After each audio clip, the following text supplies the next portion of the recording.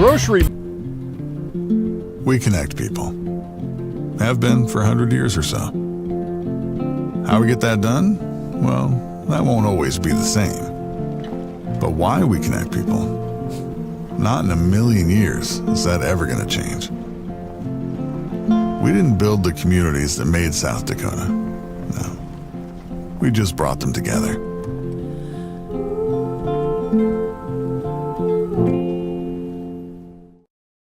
Would you buy your insurance from a cartoon character?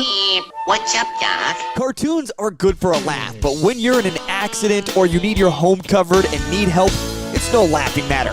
That's why you need a real person, like Lance at Van Z Insurance Associates. It's not just simple insurance either. Lance has you covered with home, life, auto, and business. Van Z Insurance is your place to call. Stop by today or give Lance a call at 605-393-2399. Lucky for us, life is full of choices, big and small. They define us, make us who we are. And when it comes time for you to choose, a car, home, your next big adventure, or start a new business, Farmers Union Insurance has the variety of coverage options to protect each perfect moment. Farmers Union Insurance. Contact your local Farmers Union Insurance agent today. When you ask for Black Hills Surgical Hospital, you ask for someone who believes in hospitality. You ask for someone who treats everyone like a VIP and believes the absolute best shouldn't cost more and makes you feel comfortable, even when you are vulnerable. You ask for someone who cares about the little things as much as the big things. You ask for someone who treats you like you are loved, because you are. Black Hills Surgical Hospital. Ask for us by name. Do you have a pest problem? Got bats, ants, termites? Family owned and operated, Olson's Pest Technicians have had over 50 years experience taking care of pest problems in places across South Dakota, Nebraska, and Iowa. Utilizing brilliant methods such as Centricon bait stations for termites and Vicane treatment for bed bugs, there's no pest too tough for Olson's Pest Technicians. If you have pest problems, call 800-KILL-BUGS. Advertising can be a struggle. Where to spend your money? Are you reaching the right audience? If you are looking for an effective method that reaches a large fan base at once, then here's your ticket with Live Ticket TV. With over 90 schools in the state of South Dakota, we can help you advertise locally with just your home team or reach the region and state. Plus, a portion of all sales go directly back to the school. Get a hold of Dylan Kessler today and let's get started in building your brand with Live Ticket TV. Give it off to Cisse, gliding to the basket. Out to 3, Jay Hayes. Good! And Eric Glenn wants to stop the music.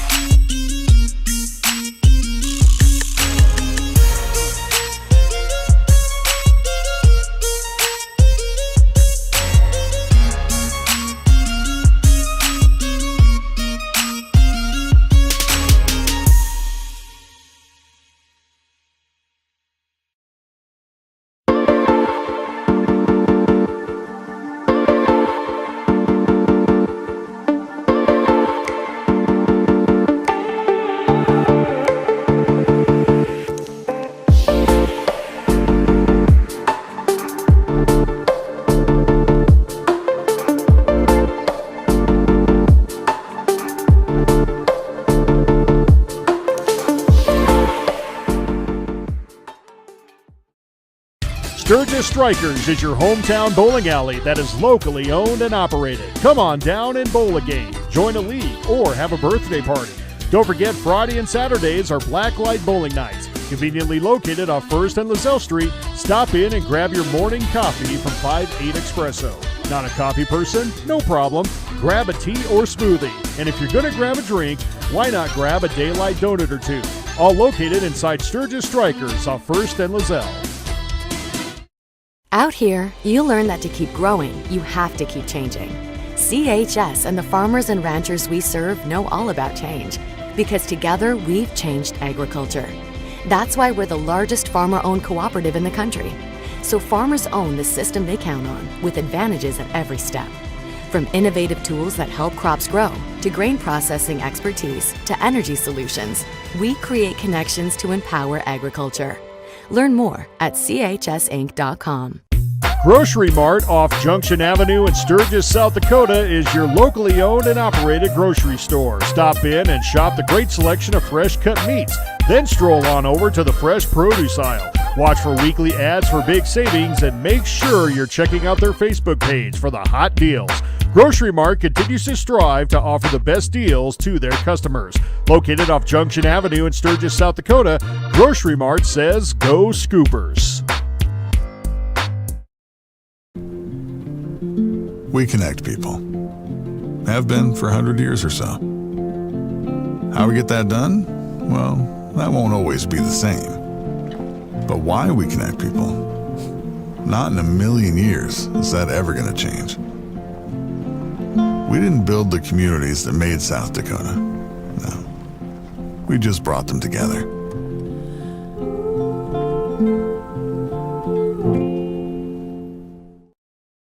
Would you buy your insurance from a cartoon character? What's up, Doc? Cartoons are good for a laugh, but when you're in an accident or you need your home covered and need help, it's no laughing matter. That's why you need a real person, like Lance at Van Z Insurance Associates. It's not just simple insurance either. Lance has you covered with home, life, auto, and business. Van Z Insurance is your place to call. Stop by today or give Lance a call at 605-393-2399. Lucky for us, life is full of choices, big and small. They define us, make us who we are. And when it comes time for you to choose a car, home, your next big adventure, or start a new business, Farmers Union Insurance has the variety of coverage options to protect each perfect moment. Farmers Union Insurance. Contact your local Farmers Union Insurance agent today. When you ask for Black Hills Surgical Hospital, you ask for someone who believes in hospitality. You ask for someone who treats everyone like a VIP and believes the absolute best shouldn't cost more and makes you feel comfortable, even when you are vulnerable. You ask for someone who cares about the little things as much as the big things. You ask for someone who treats you like you are loved, because you are. Black Hills Surgical Hospital. Ask for us by name. Do you have a pest problem? Got bats, ants, termites? Family owned and operated, Olson's Pest Technicians have had over 50 years experience taking care of pest problems in places across South Dakota, Nebraska, and Iowa. Utilizing brilliant methods such as Centricon bait stations for termites and Vicane treatment for bed bugs. There's no pest too tough for Olson's Pest Technicians. If you have pest problems, call 800-KILL-BUGS. Advertising can be a struggle. Where to spend your money? Are you reaching the right audience? If you are looking for an effective method that reaches a large fan base at once, then here's your ticket with Live Ticket TV. With over 90 schools in the state of South Dakota, we can help you advertise locally with just your home team or reach the region and state. Plus, a portion of all sales go directly back to the school. Get a hold of Dylan Kessler today and let's get started in building your brand with Live Ticket TV. Give it off to Cisse, gliding to the basket. Out to 3, Jay Hayes. Good. And Eric Glenn wants to stop the music.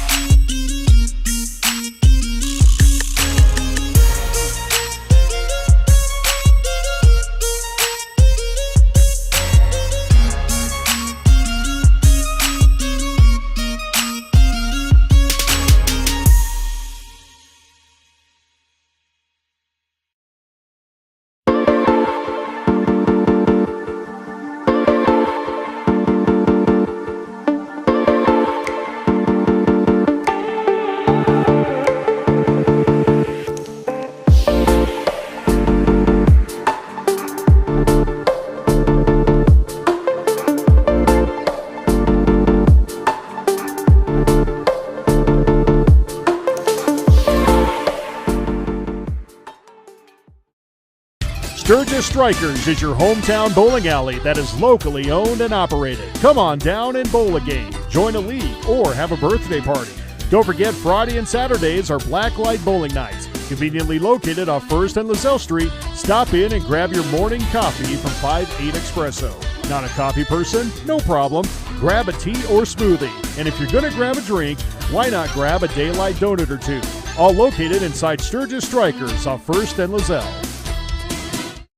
Out here, you learn that to keep growing, you have to keep changing. CHS and the farmers and ranchers we serve know all about change, because together we've changed agriculture. That's why we're the largest farmer-owned cooperative in the country. So farmers own the system they count on, with advantages at every step. From innovative tools that help crops grow, to grain processing expertise, to energy solutions, we create connections to empower agriculture. Learn more at chsinc.com. Grocery Mart off Junction Avenue in Sturgis, South Dakota is your locally owned and operated grocery store. Stop in and shop the great selection of fresh cut meats. Then stroll on over to the fresh produce aisle. Watch for weekly ads for big savings and make sure you're checking out their Facebook page for the hot deals. Grocery Mart continues to strive to offer the best deals to their customers. Located off Junction Avenue in Sturgis, South Dakota, Grocery Mart says go Scoopers. We connect people. Have been for 100 years or so. How we get that done? Well, that won't always be the same. But why we connect people? Not in a million years is that ever going to change.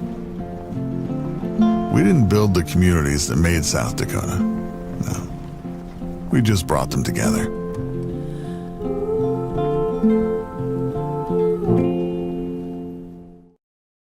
Would you buy your insurance from a cartoon character? What's up, Doc? Cartoons are good for a laugh, but when you're in an accident or you need your home covered and need help, it's no laughing matter. That's why you need a real person, like Lance at Banzi Insurance Associates. It's not just simple insurance either. Lance has you covered with home, life, auto, and business. Banzi Insurance is your place to call. Stop by today or give Lance a call at 605-393-2399. Lucky for us, life is full of choices, big and small. They define us, make us who we are. And when it comes time for you to choose a car, home, your next big adventure, or start a new business, Farmers Union Insurance has the variety of coverage options to protect each perfect moment. Farmers Union Insurance. Contact your local Farmers Union Insurance agent today. When you ask for Black Hills Surgical Hospital, you ask for someone who believes in hospitality. You ask for someone who treats everyone like a VIP and believes the absolute best shouldn't cost more and makes you feel comfortable, even when you are vulnerable. You ask for someone who cares about the little things as much as the big things. You ask for someone who treats you like you are loved, because you are. Black Hills Surgical Hospital. Ask for us by name. Do you have a pest problem? Got bats, ants, termites? Family owned and operated, Olson's Pest Technicians have had over 50 years experience taking care of pest problems in places across South Dakota, Nebraska, and Iowa. Utilizing brilliant methods such as Centricon bait stations for termites and Vicane treatment for bed bugs, there's no pest too tough for Olson's Pest Technicians. If you have pest problems, call 800-KILL-BUGS. Advertising can be a struggle. Where to spend your money? Are you reaching the right audience? If you are looking for an effective method that reaches a large fan base at once, then here's your ticket with Live Ticket TV. With over 90 schools in the state of South Dakota, we can help you advertise locally with just your home team or reach the region and state. Plus, a portion of all sales go directly back to the school. Get a hold of Dylan Kessler today and let's get started in building your brand with Live Ticket TV. Give it off to Cisse, gliding to the basket. Out to 3J. Hayes. Good. And Eric Glenn wants to stop the music.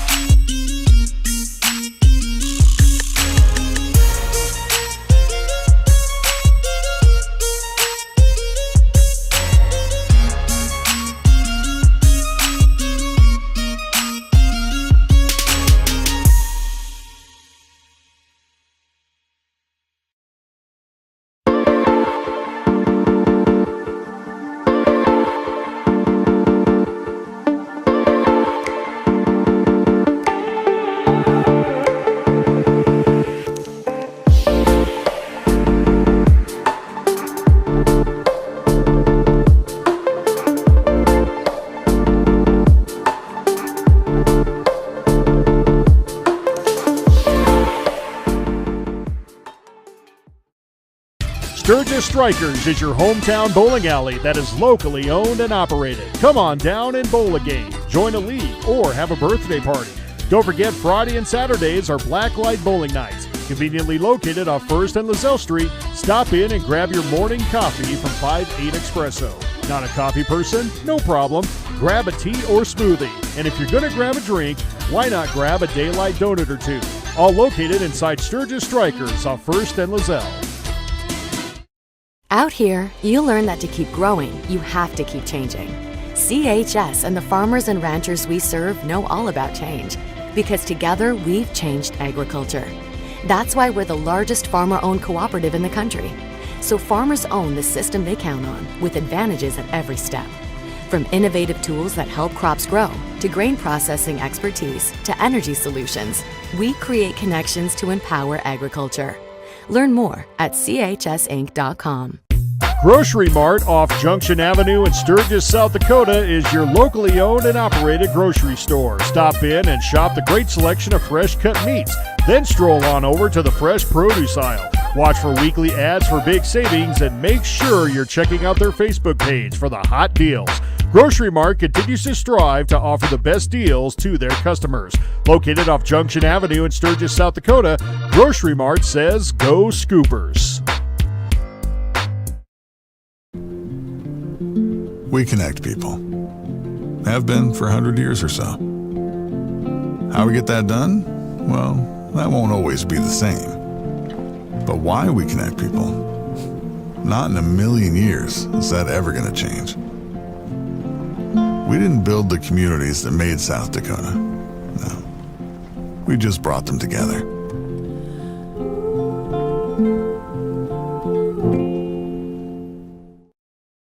Would you buy your insurance from a cartoon character? What's up, Doc? Cartoons are good for a laugh, but when you're in an accident or you need your home covered and need help, it's no laughing matter. That's why you need a real person, like Lance at Banzi Insurance Associates. It's not just simple insurance either. Lance has you covered with home, life, auto, and business. Banzi Insurance is your place to call. Stop by today or give Lance a call at 605-393-2399. Lucky for us, life is full of choices, big and small. They define us, make us who we are. And when it comes time for you to choose, a car, home, your next big adventure, or start a new business, Farmers Union Insurance has the variety of coverage options to protect each perfect moment. Farmers Union Insurance. Contact your local Farmers Union Insurance agent today. When you ask for Black Hills Surgical Hospital, you ask for someone who believes in hospitality. You ask for someone who treats everyone like a VIP and believes the absolute best shouldn't cost more and makes you feel comfortable, even when you are vulnerable. You ask for someone who cares about the little things as much as the big things. You ask for someone who treats you like you are loved, because you are. Black Hills Surgical Hospital. Ask for us by name. Do you have a pest problem? Got bats, ants, termites? Family owned and operated, Olson's Pest Technicians have had over 50 years experience taking care of pest problems in places across South Dakota, Nebraska, and Iowa. Utilizing brilliant methods such as Centricon bait stations for termites and Vicane treatment for bed bugs, there's no pest too tough for Olson's Pest Technicians. If you have pest problems, call 800-KILL-BUGS. Advertising can be a struggle.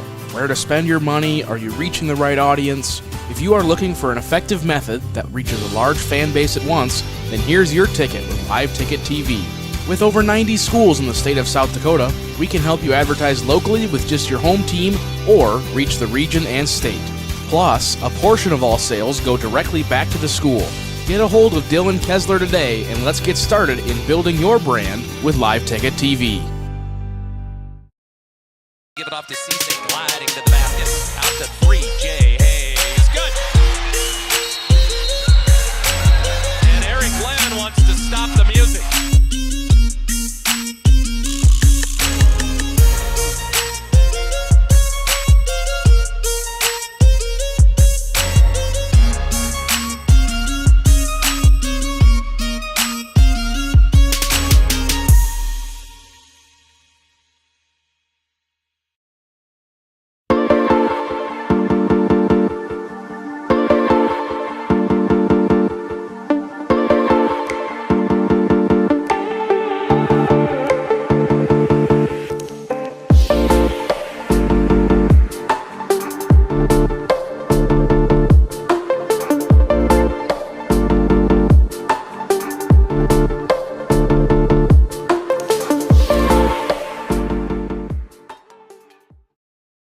Sturgis Strikers is your hometown bowling alley that is locally owned and operated. Come on down and bowl a game, join a league, or have a birthday party.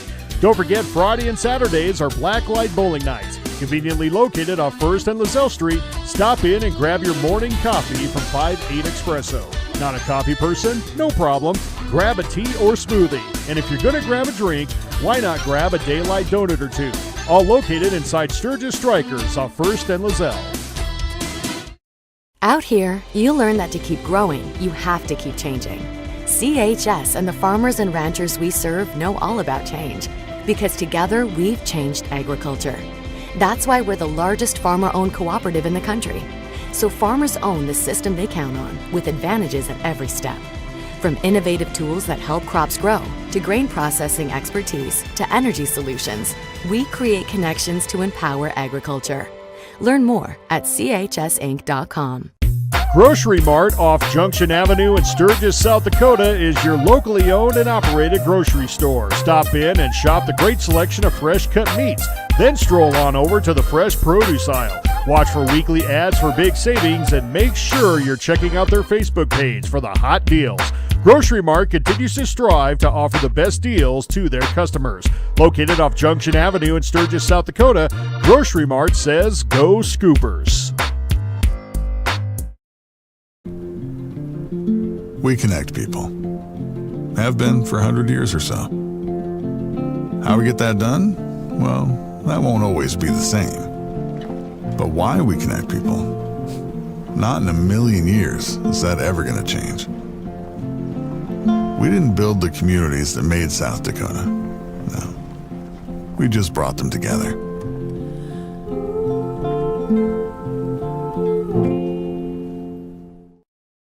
Would you buy your insurance from a cartoon character? What's up, Doc? Cartoons are good for a laugh, but when you're in an accident or you need your home covered and need help, it's no laughing matter. That's why you need a real person, like Lance at Van Z Insurance Associates. It's not just simple insurance either. Lance has you covered with home, life, auto, and business. Van Z Insurance is your place to call. Stop by today or give Lance a call at 605-393-2399. Lucky for us, life is full of choices, big and small. They define us, make us who we are. And when it comes time for you to choose a car, home, your next big adventure, or start a new business, Farmers Union Insurance has the variety of coverage options to protect each perfect moment. Farmers Union Insurance. Contact your local Farmers Union Insurance agent today. When you ask for Black Hills Surgical Hospital, you ask for someone who believes in hospitality. You ask for someone who treats everyone like a VIP and believes the absolute best shouldn't cost more and makes you feel comfortable, even when you are vulnerable. You ask for someone who cares about the little things as much as the big things. You ask for someone who treats you like you are loved, because you are. Black Hills Surgical Hospital. Ask for us by name. Do you have a pest problem? Got bats, ants, termites? Family owned and operated, Olson's Pest Technicians have had over 50 years experience taking care of pest problems in places across South Dakota, Nebraska, and Iowa. Utilizing brilliant methods such as Centricon bait stations for termites and Vicane treatment for bed bugs. There's no pest too tough for Olson's Pest Technicians. If you have pest problems, call 800-KILL-BUGS.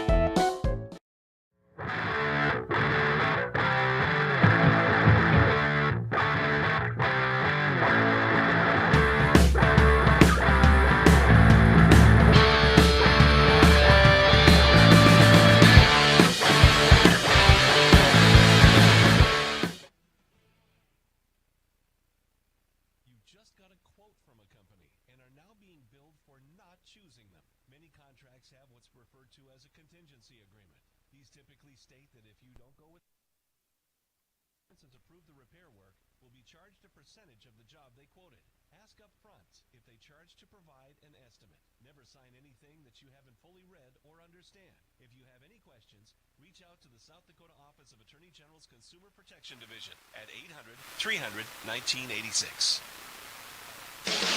10 a.m., 105.5 FM. This is Sturgis Scooper Football on the Big 81.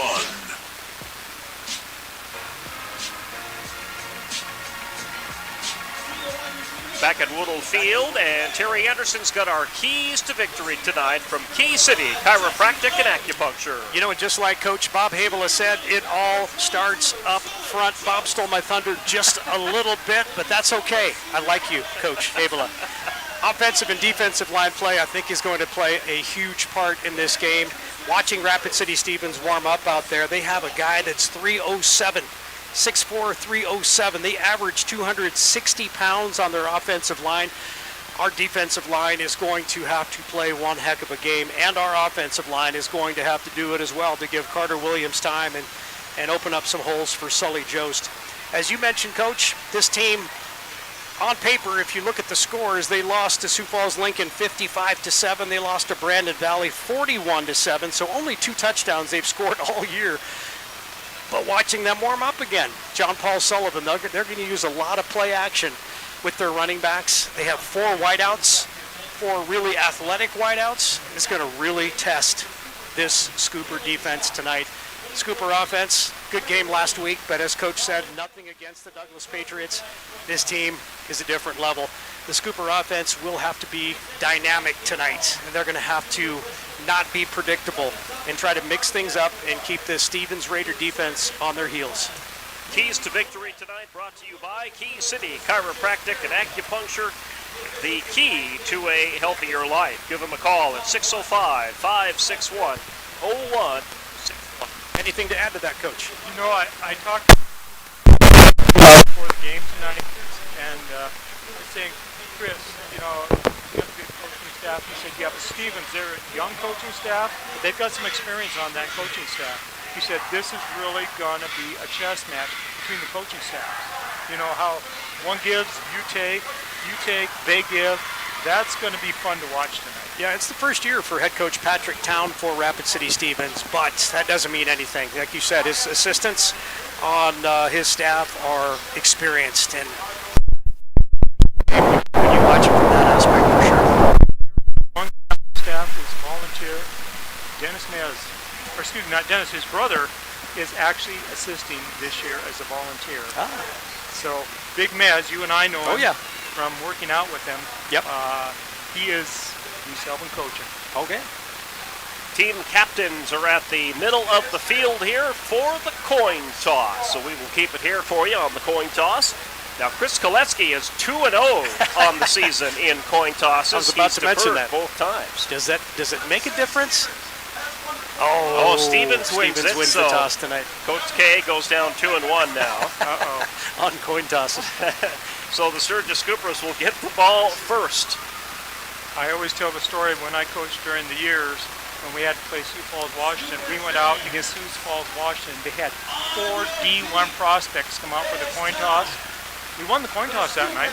That was about the end of it. That was about the only thing you won. Yeah, it was not a good day. Those were some bleak years, huh? They were some bleak years. But, you know, give credit to the kids who came out for football in those days. Amen. It was tough, but they kept coming out. Late kick.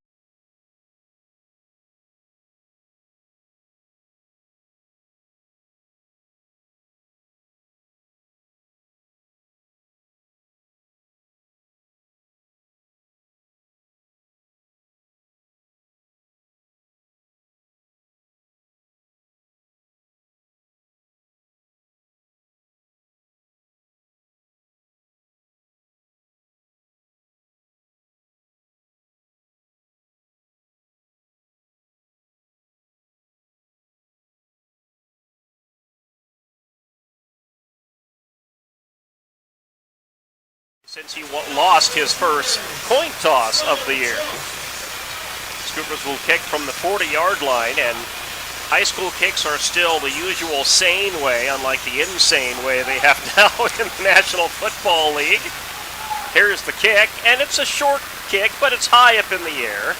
It takes a scooper bounce, and the Stevens Raiders are lucky to fall on that one, and that it didn't get away from the returner there. That was Sully Jost with the kickoff. You could almost call that a long onside kick. They're finding a dead space behind that front line, and that Stevens Raider, you're right, was running to dive on that football. That's what we call the old pooch kick. Yep. The pooches are out tonight. John Paul Sullivan trots out onto the field for St. Thomas More. They're in kind of baby blue pants this evening, kind of a color we have seen transition into the Rapid City Stevens color scheme over the past few years. A little bit of a different lineup than I saw in their warm-ups here. Out of pistol formation here, 2 setbacks. Sullivan hands this one off, Nothing. and they try to get it up the line, and the heart of the Scooper defense is there, and they shut that one down. No gain, maybe actually a loss there, Terry. Perhaps a couple of yards on the loss. 2nd and 11, they'll call it. Carter Johnson with that 1-yard loss on that run. You know, I talked to Shane Whitby, the line coach for Sturgis. He says we have to be fast and not wrestle with these big guys. Sullivan stands at his own 20-yard line, awaiting the snap, takes it. Quick handoff, and a little bit of a hole there out across the 30-yard line. And then brought down at about the 31, it looks like. Carter Johnson again with the run for Stevens. Yeah, he's their big number 1 running back. We'll be calling his name quite a bit here tonight, and some positive yards on that one, and a manageable 3rd down. It's going to be 3rd down and 4 for the Stevens Raiders. About a 7-yard gain on that run. Big hole on that left side for Johnson. Middle line Johnson up as a wide out here on the right side. Uh-oh, that ball went over Sullivan's head, and he's going to have to go track it down. He picks it up. He fumbles it. He fumbled it again. Scoopers are on his tail. He's still on his feet, though. We got a crackback. The Scoopers, yep. We got a crackback block. Yep. They're going to bring Sullivan down at about the 13-yard line, and we'll check the flag. The Stevens offense on a crackback block on a scooper. I saw it coming a mile away because I've been the recipient of several crackback blocks back in the day, back when it was legal. Yeah. You know, this is how Stevens started out last week against Brandon Valley. They kind of get a little thing going, and then a turnover. Scoopers should probably decline this. It'll be 4th down and a mile. Happened during the play. Well, now they're going to mark it off. I think they are going to mark it off. Wow. I'm with you, Gary. I would have declined it and bring up 4th down. Let's see what they're going to do here. Indications are they're going to accept it, which means it'll be a 3rd down all over again for Rapid City Stevens. Yeah, there you go. Yep. That's what I would have done. It just took a second to get the message out. Yep. Looks like the ball's on about the 10, 11? Looks like they'll mark it at about the 11 or 12-yard line. The 12, okay. Stevens will punt this away, so that last snap went over Sullivan's head. And instead of falling on it, he picked it up and tried to run, and just made matters worse. Just about disastrous. Yeah, it was a 19-yard loss on that high snap for J.P. Sullivan. Scoopers get away from the kick, and they will mark it down at the 49-yard line of the Rapid City Stevens Raiders. So the Sturgis Scoopers are going to start their first drive of the game in Rapid City Stevens territory. You couldn't have asked for anything better as far as the start goes for the Sturgis Scoopers.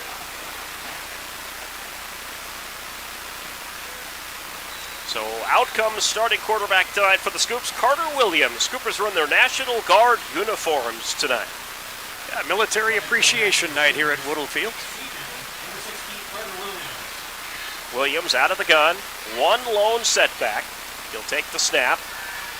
Nope, he's going to hand this one off. An option, and an option play, and this is going to be caught at Tegan Wormstad.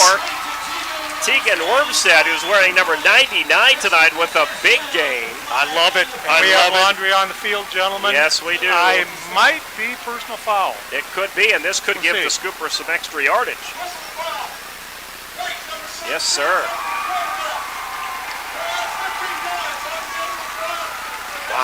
Wow.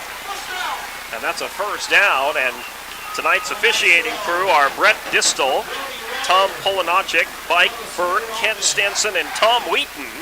Tom Wheaton, a good friend of ours at Black Hill State, who's been bugging me for the past month to make sure I make it to a certain Hall of Fame thing coming up in a couple weeks up at Swarm Days. That was more of an end-around option. That was Brody Royer made that pass, I believe, didn't he? Super. Yes, it was. Number 23 for the Scoopers. That was Brody Royer with the pass. He got blown up at the end. That's why they had the penalty. Yep, he got the pitch from Williams, and then Royer threw a beautiful pass to Wormstick. He's a baseball player. We've seen Royer on the baseball field, and he's got a great arm, and he showed it there. That's what a first sequence here for the Scoopers.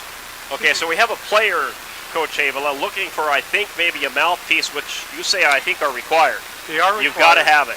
But you also have about 6 other ones in the toolbox to get it to him. I think that's what he was looking for. He went out looking out there for it, and the referee seen he didn't have it. Yeah, that was that hit he took after he let go of that pass. He got smucked. You know you're smucked when it knocks your mouthpiece. That's right. And it could be a special mouthpiece too. That could be the other thing. And I think we're going to see a timeout here. We are. So we will take one on the air, a 30-second timeout. You're listening to Scooper Football on the Big 81 KBHB. Advertising can be a struggle. Where to spend your money? Are you reaching the right audience? If you are looking for an effective method that reaches a large fan base at once, then here's your ticket with Live Ticket TV. With over 90 schools in the state of South Dakota, we can help you advertise locally with just your home team or reach the region and state. Plus, a portion of all sales go directly back to the school. Get a hold of Dylan Kessler today and let's get started in building your brand with Live Ticket TV. Give it off to Cisse, gliding to the basket. Out to 3, Jay Hayes. Good! And Eric Glenn wants to stop the music.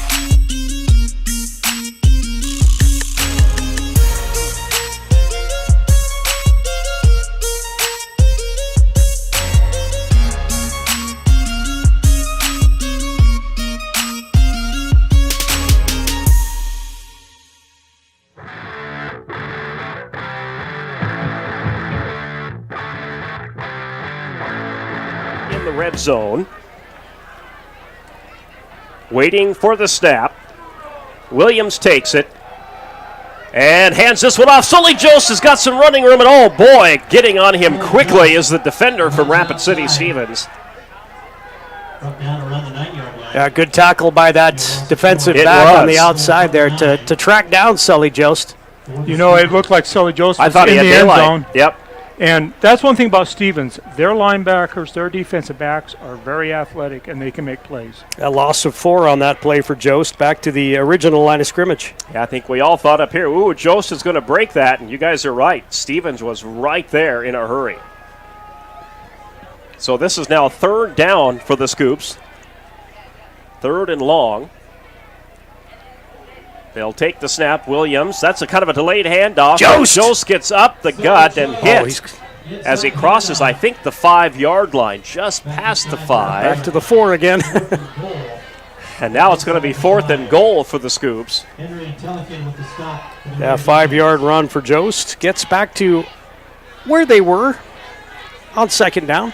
Looks like they're coming in the field goal unit, huh? Field goal units, yeah. Yep. So Coach Koleski wants to get out of here with points. They will spot this at about the 11 or 12-yard line. It'll make it about a 22-yard field goal. Here comes the kick. It is up. And boy, that is high and beautiful right through the uprights. And the Scoopers take the early lead here at Woodle Field. It is 3-0. So we'll keep it right here as we get set for the kickoff. Well, gentlemen, we wanted 7, but we come away with 3. Well, you got to come away with points. That's the big thing. Anytime you have a big play like they had earlier, you got to come away with points. Indeed. And 3 points is better than nothing. Absolutely. Scoopers will definitely take the 3. And they will set up to kick, and the Rapid City Stevens Raiders will get it back for their 2nd possession of the game. Guys, I was watching the line play up front. They're doing, the Sturgis Scoopers that is, are doing a lot of pulling, a lot of cross blocks. When you got big guys like Stevens has, that's what you got to do. You got to come from angles to get them out of the way. Yep. Scoopers will kick from the 40. Rapid City Stevens has 2 deep. Back at about their own 10-yard line. Sully Jost will kick off for the Scoopers. Now the deep guys are up a little further, anticipating a shorter kick. Yeah, we haven't seen too many deep kicks from the Scoopers this year. Day and Opstad deep for Stevens. Here comes the kick. This one is a little deeper. That may have touched a Stevens Raider. Squibby. It did touch a Stevens Raider. Picked up at the 20. And working down the right side of the field, looking for some open room.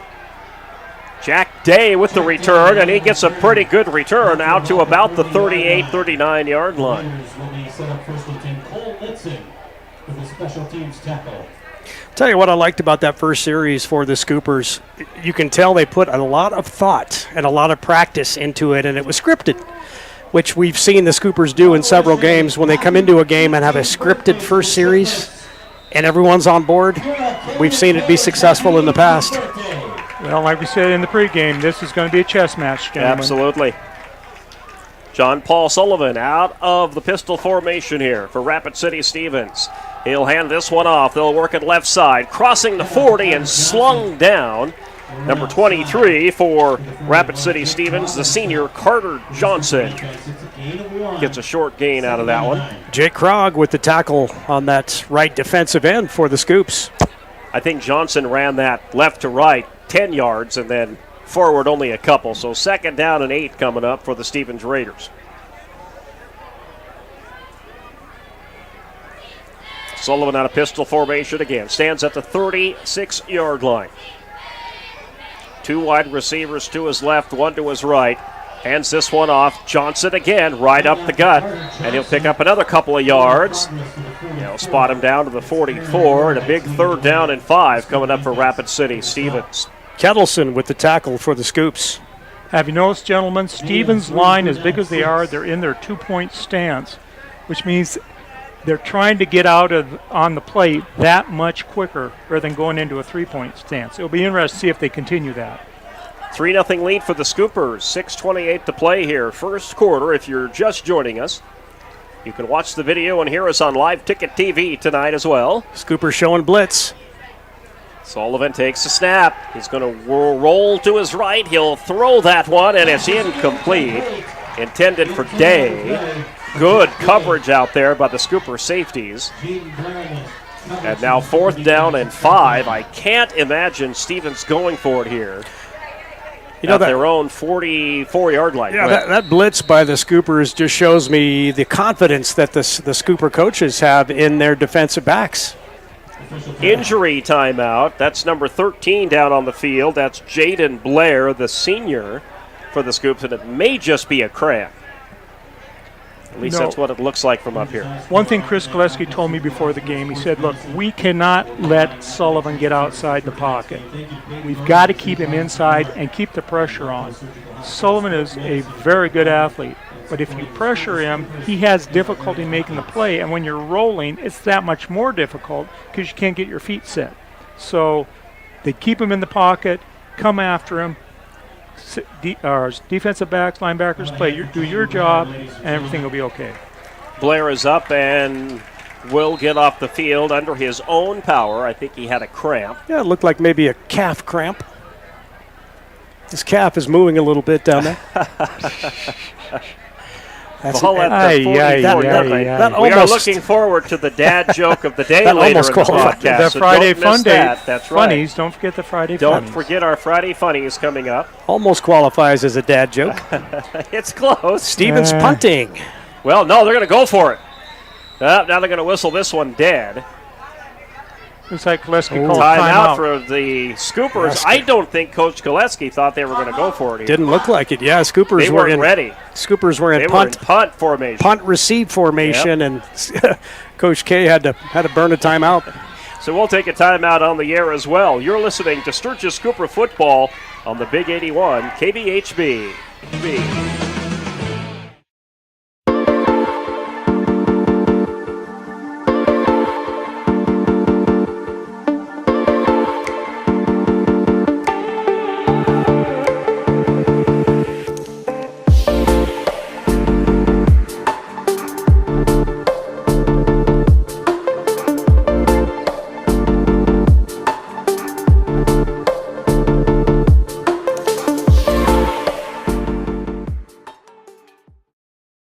Sturgis Strikers is your hometown bowling alley that is locally owned and operated. Come on down and bowl a game, join a league, or have a birthday party.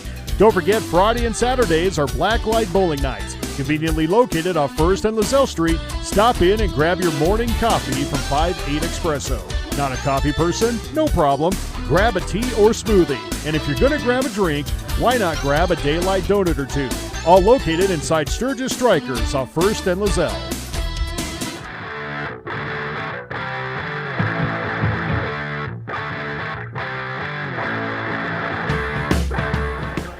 And you know, you can't blame Stevens. I mean, you're 0-2.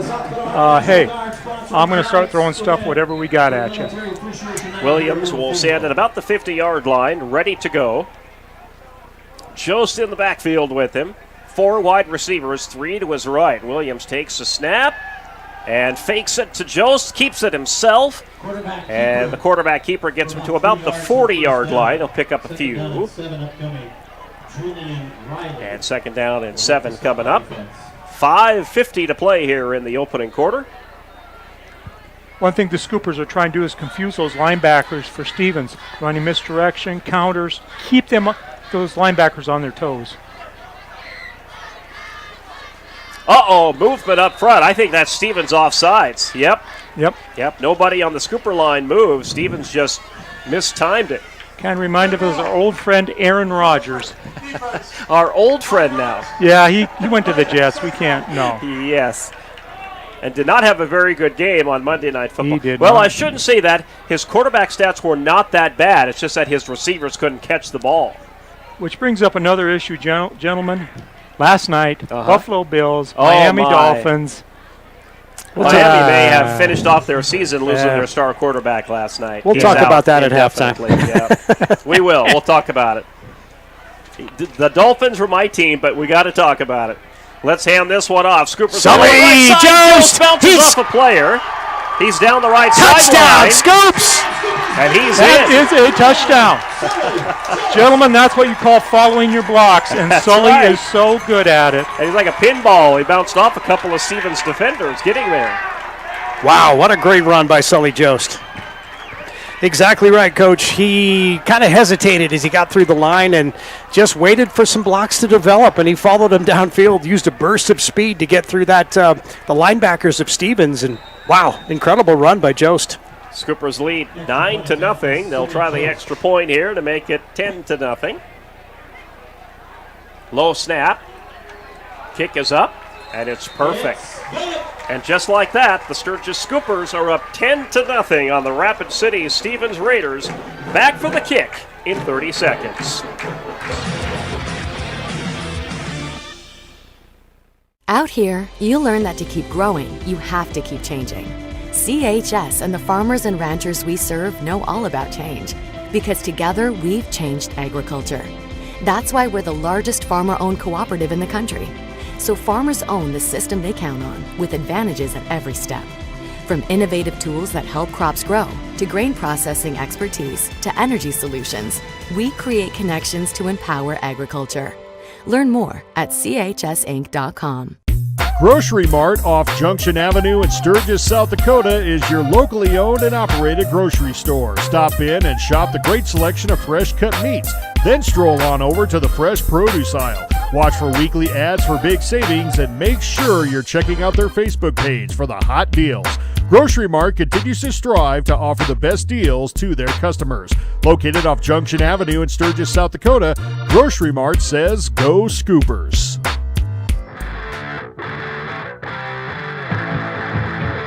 I just get too excited. I can't help it.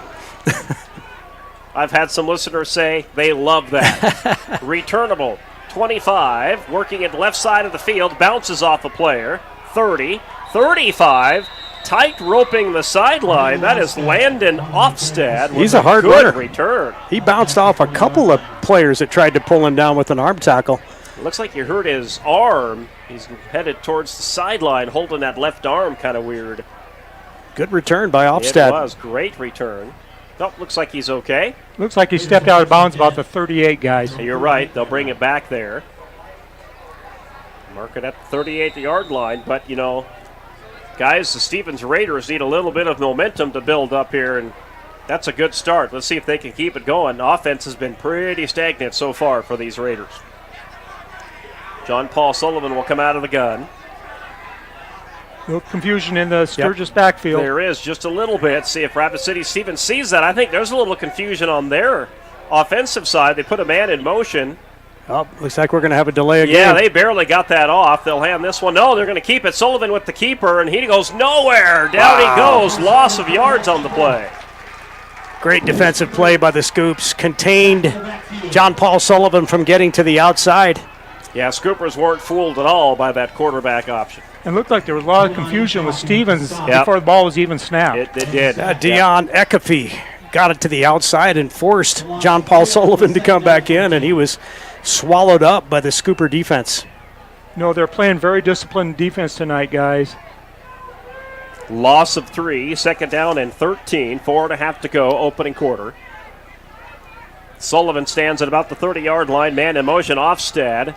He gets it, works it right side, and he breaks away, and he's got a first down and more as he enters Sturgis Cooper territory, and he'll get knocked out of bounds at about the 44-yard line. Good run by Offstad, no flags. Not that big of a kid either, 6'1", 175, but boy, he runs with some power.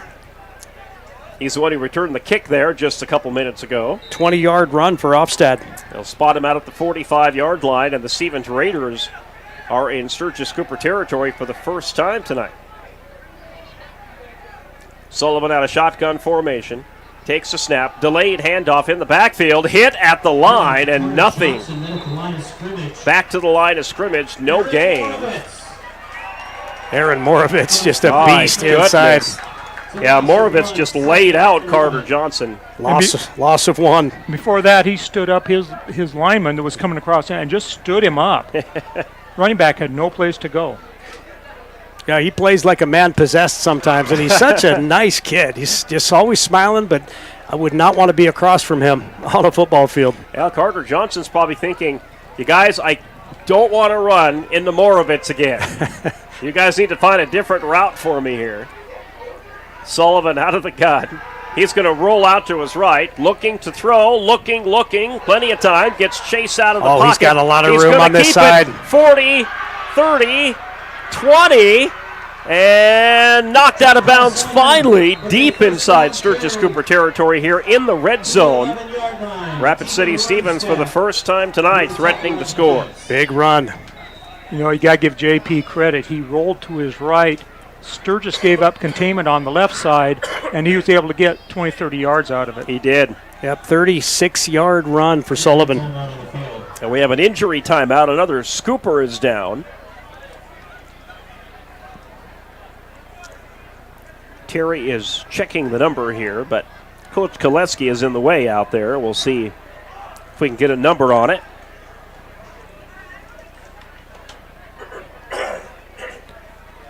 Sage Robinson Miller out there. The soon-to-be retired Sage That's Robinson correct. Miller, as we found out last week. She has bandaged up a lot of knees, ankles. Yep. Talked to a lot of kids through their injuries for sure. And we said last week, you know, she's one of those trainers. Her first concern is always the kids. And first and foremost. Number 24, Cade Wilnard, gets up. He's getting up on his own power. And kind of looks like that was probably a cramp. And it'll be first down. Not quite goal, I don't think. This ball is just shy of the 10. They are going to call it first and goal. The ball is just barely touching the 10-yard line. Sullivan takes the snap, hands this one up. Huge hole. Johnson. Yep, and Johnson is in for the score for the Stevens Raiders. There wasn't a scooper within 5 yards of him. Stevens made that look easy. And that was a good job by the Rapid City Stevens Raiders line. And did you notice, Terry, they pulled their tackle and their guards and just blew up the hole. They did it right that time. Yep, no one touched Carter Johnson. He had nothing but daylight heading into the end zone. So the extra point is pending. This is William Waddell. out to attempt the extra point for Rapid City. Stevens, and I think he got it. Yes, just inside that left upright. And Rapid City Stevens is on the board. A 10-7 lead for the Sturgis Scoopers. And all this happening in the first quarter with 2:57 still to play here in this opening quarter. Our Scooper volleyball team, by the way, is home tonight as well. They are playing at the same time as our Scooper football team, and they are facing the Pure Lady Governors tonight, and we'll keep you updated on any scores we get from that one. Well, we talked about, gentlemen, this Stevens team is not a bad team. You watch them on film, when they get it going and execute, they are not a bad team, and we just saw that on that drive. Yeah, that play was a little bit concerning for me, too. That the field was spread so wide open, and John Paul Sullivan has speed. He's got burners on that run. He came around this left side and took 30 yards in just a few seconds, and luckily the Scooper defense caught up to him. Well, and that's one thing Chris Koleski said. We've got to keep Sullivan in the pocket. The time when he got the big gain, they did not keep him in the pocket. Yep. Stevens will kick from the 40-yard line. Scoopers will have 3 deep here on this kickoff.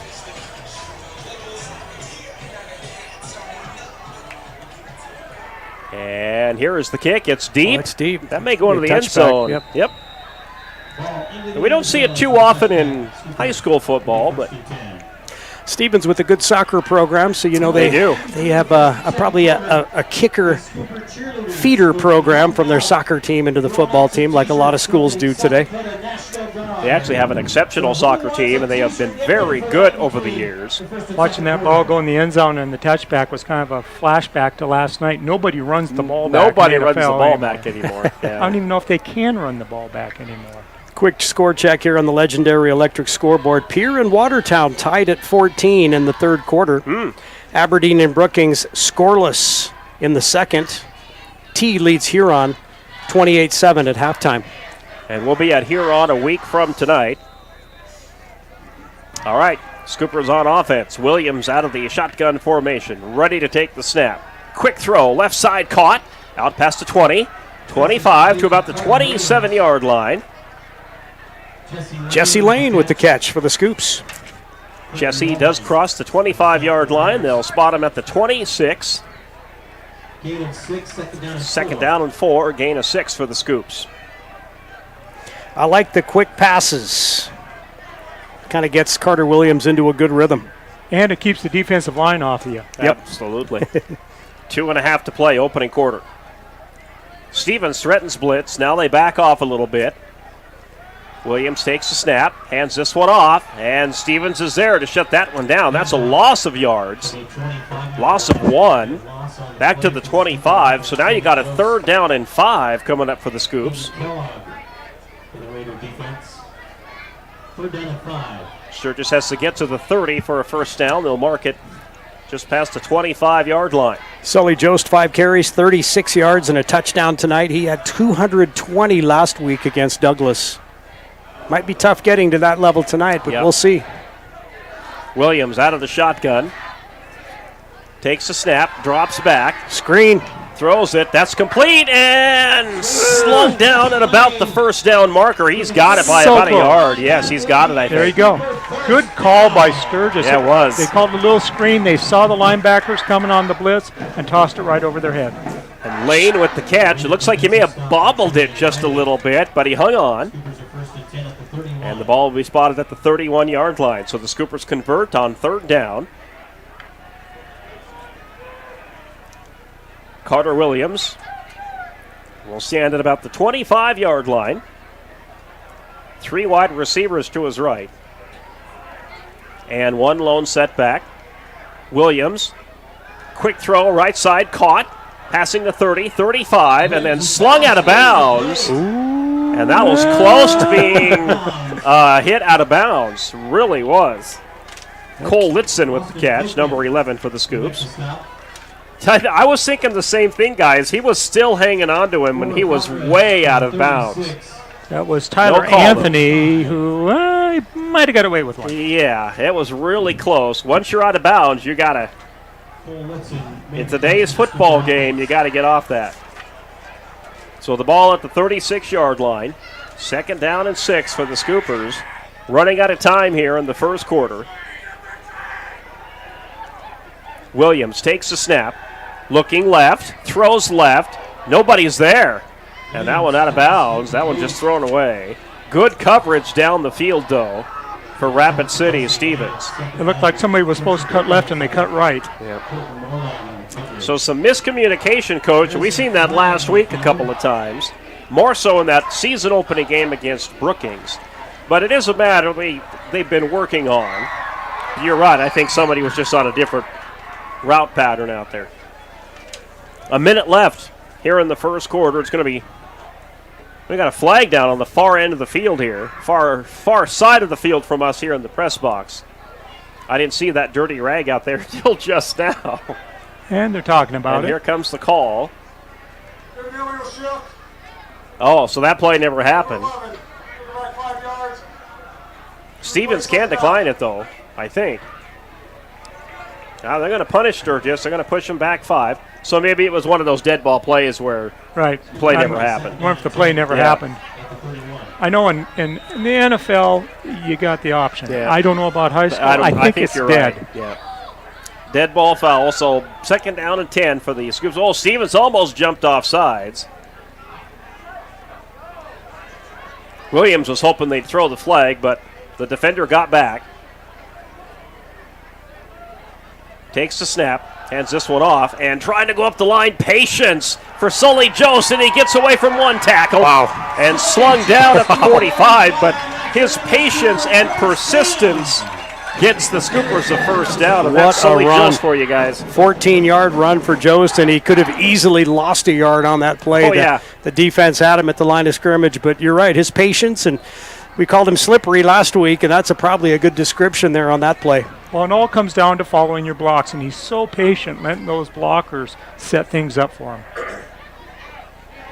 That puts Jost at 50 yards on 6 carries. And a big first down for the Scoopers at the 45-yard line. Williams stands at the 40. Jost in the backfield. Jost provides a block. He's going to run up the gut. He's got it. And he gets to about midfield. He fooled the Stevens Raiders. Raiders didn't know he had it. And Jost is going to pick up about 5 yards on the carry. It'll be 2nd down and 5. And that might be the last play of the first quarter. So, guys, this is a strategy that's working for the Sturgis Scoopers.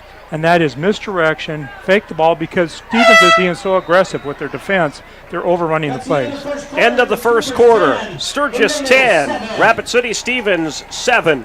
We're back in 16.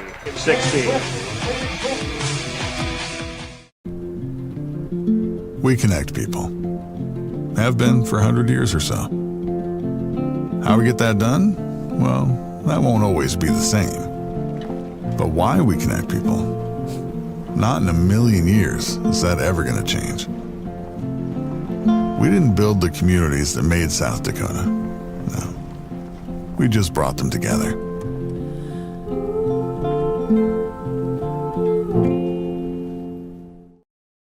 Would you buy your insurance from a cartoon character? What's up, Doc? Cartoons are good for a laugh, but when you're in an accident or you need your home covered and need help, it's no laughing matter. That's why you need a real person, like Lance at Van Z Insurance Associates. It's not just simple insurance either. Lance has you covered with home, life, auto, and business. Van Z Insurance is your place to call. Stop by today or give Lance a call at 605-393-2399.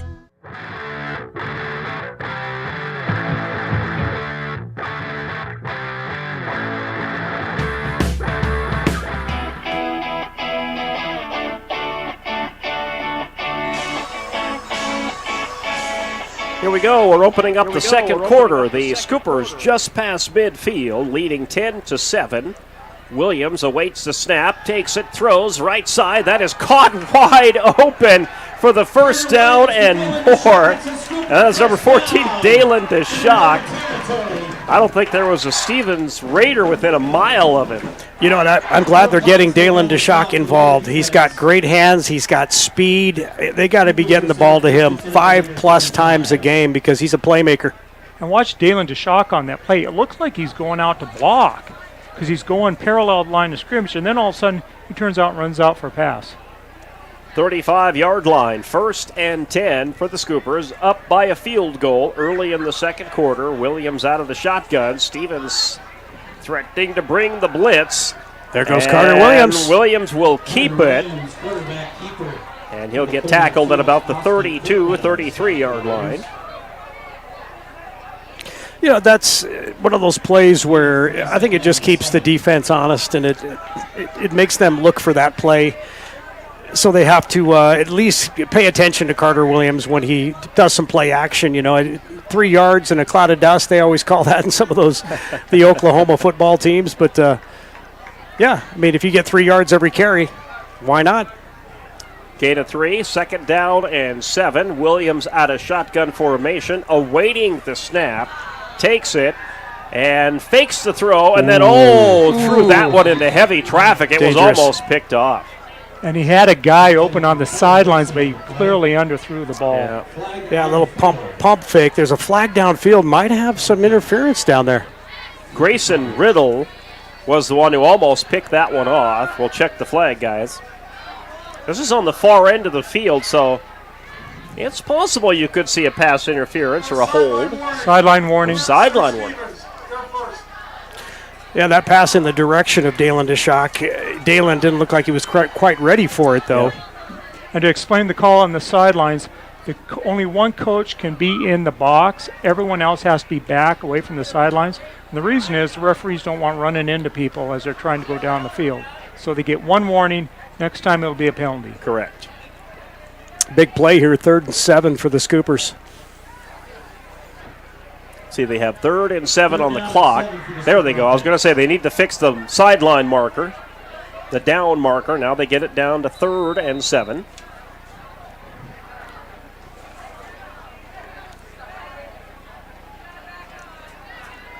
All right, Williams will come out of the gun. Split wide receivers, right and left.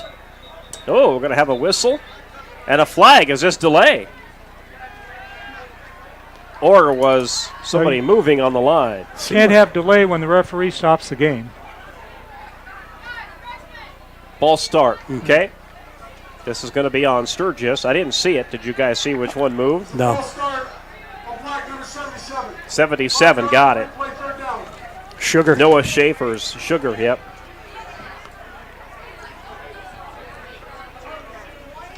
And if you're wondering where we got that nickname, blame Tim Potts. Yes. He's the one who told us that. Yeah, Noah, don't come up here and stomp on us. Please, right. Noah, don't come up here, please. Speaking of, I don't see Tim Potts of Tim Potts Photography. He is here. I saw him earlier. Okay. I'm just not looking good enough. Oh, there's his big lens. I see him. This one handed off to Jost. Jost gets past the 35. Well, he did a little dance move there, guys, to pick up an extra couple of yards. Spot him at the 34 and put that man on Dancing with the Stars this season. For those who don't know, we're talking about Tim Potts and his big lens. He comes here to every game with a camera, but the lens is about, 4 feet long? It's about 4 feet long. I mean, he has a little tripod to hold it up, I think. But because it was so long.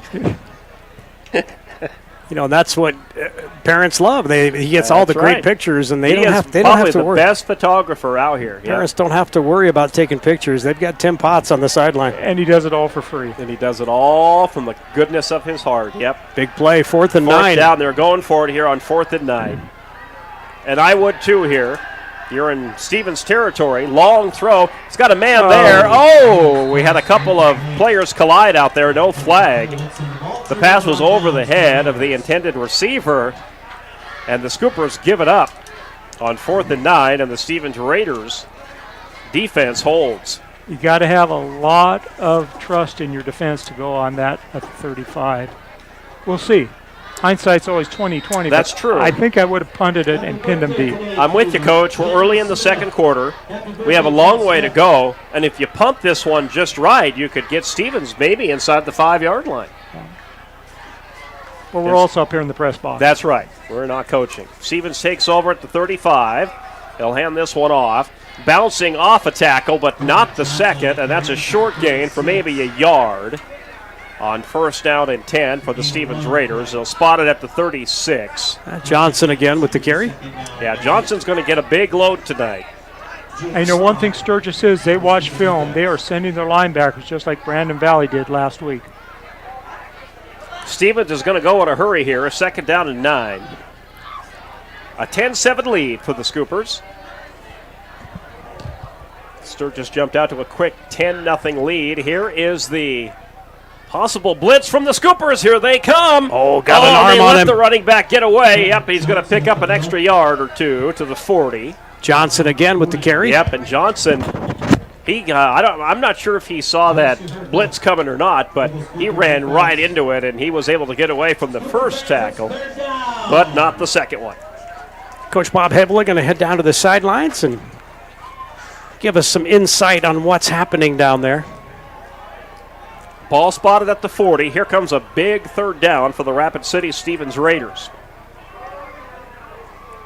Sullivan out of the gun. Jake Krog showing blitz. Yep, and here they come. Scoopers bring the pressure. That pass is overthrown. It was intended for number 2, Jack Day.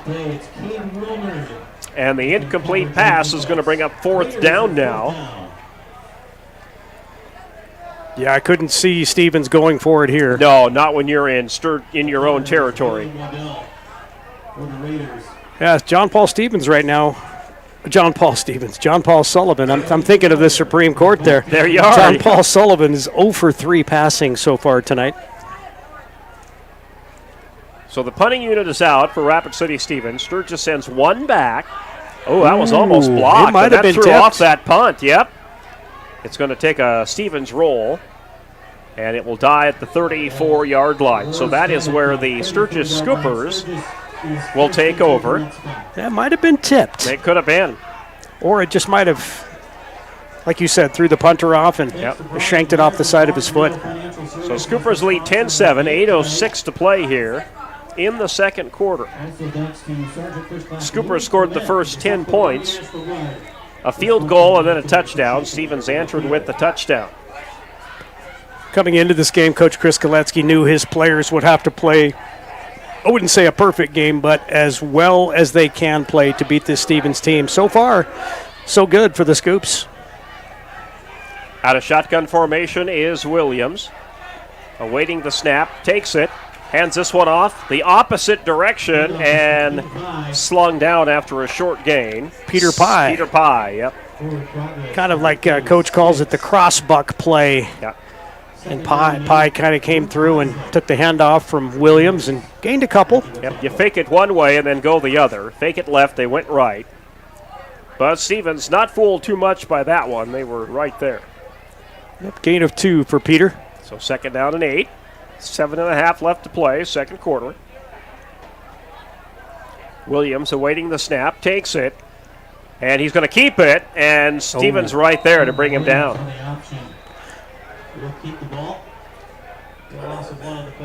Loss of 1. Yep, and it's going to be a huge third down coming up for the Scoops. It'll be 3rd and 9. Ball at the 35-yard line.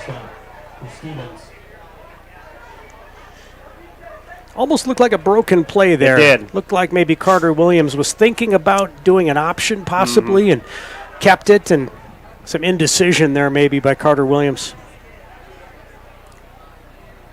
So 3rd and 9 for the Scoops. Williams out of the gun, and he'll be the lone Scooper in the backfield. Everybody else is on the line. 5 wide receiver set. Williams throws over the middle, and that's too low. Off the fingertips of Cole Litson, the intended receiver. He could not quite get it there. And it's 4th down and 9. Scoopers will punt this one away. And it comes with 6:39 remaining here in the second quarter. The halftime report being brought to you tonight by Quick Mart Sturgis Subs is coming your way. We'll recap the first half for you and the legendary electric scoreboard. Here's the punt. This one is up high, and it will take a Scooper bounce and go out of bounds on the Rapid City Stevens sideline. And it looks like they will spot this one. Let's see where they say it went out of bounds here.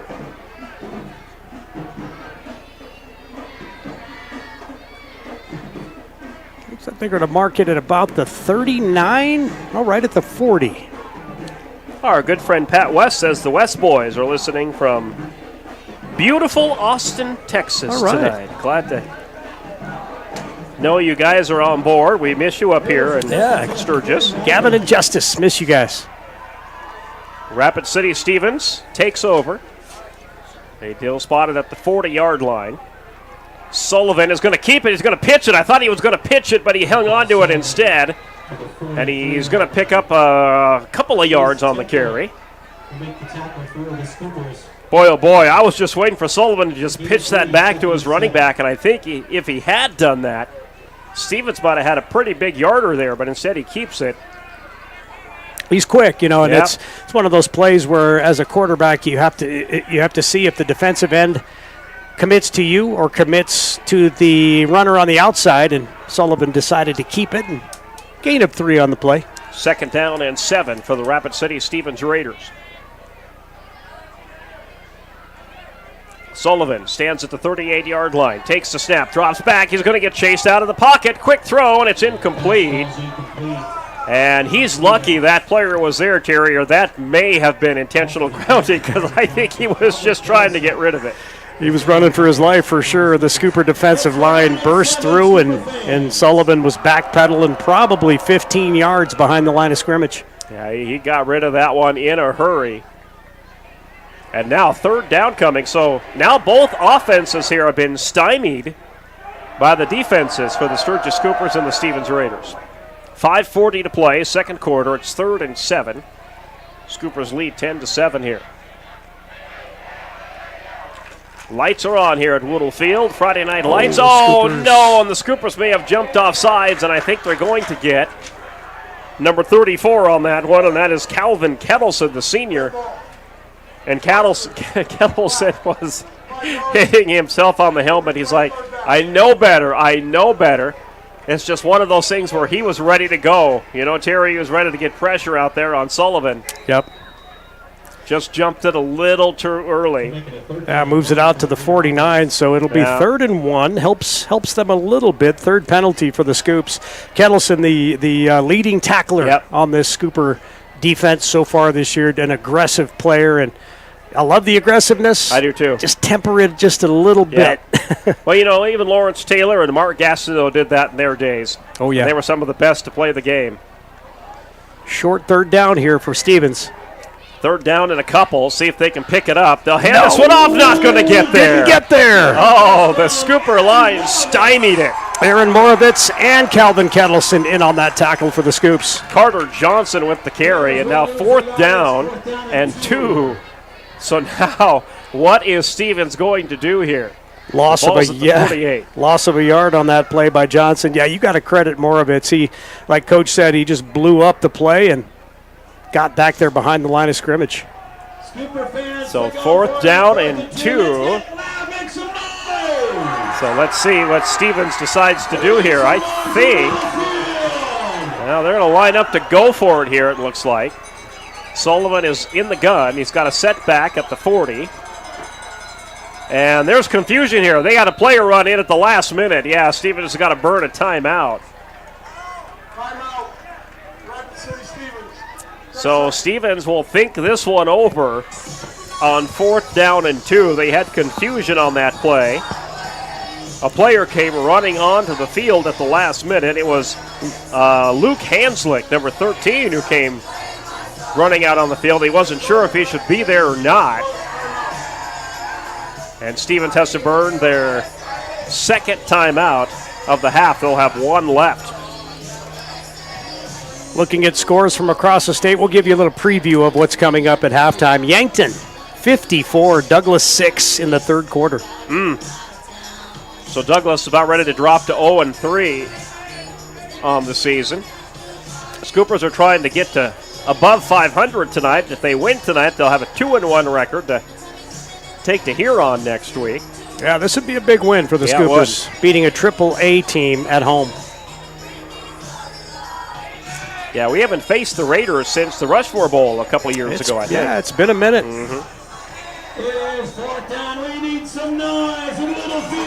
See if the Scooper defense can step up again. They're going to run it. Quarterback and keeper. The keeper slung out, and he might be there. Oh, they might have given him a pretty good spot. Yeah, the snap was direct to Jack Day. Boy, it might have to measure Day's that got one.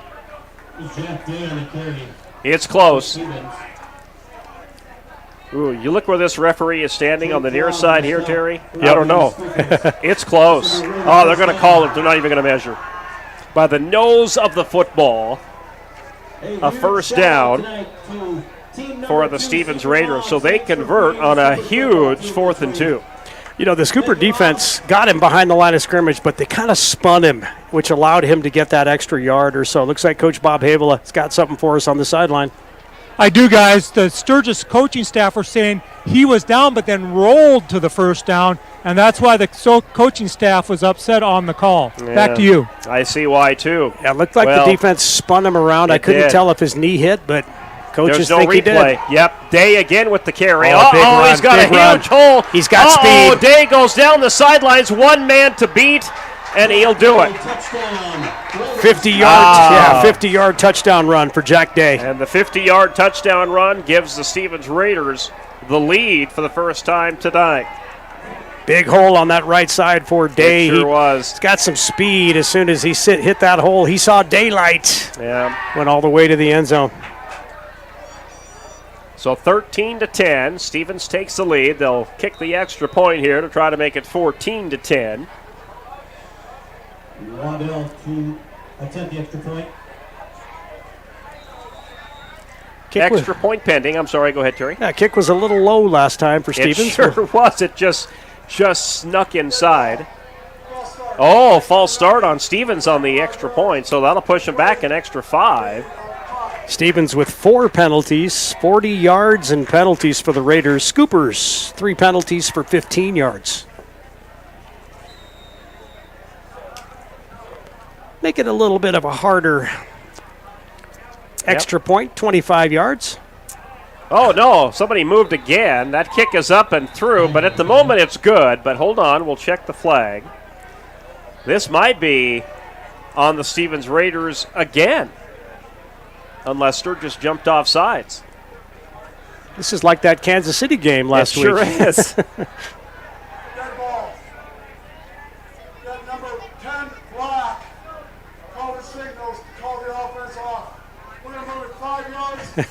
Well, that's an interesting call.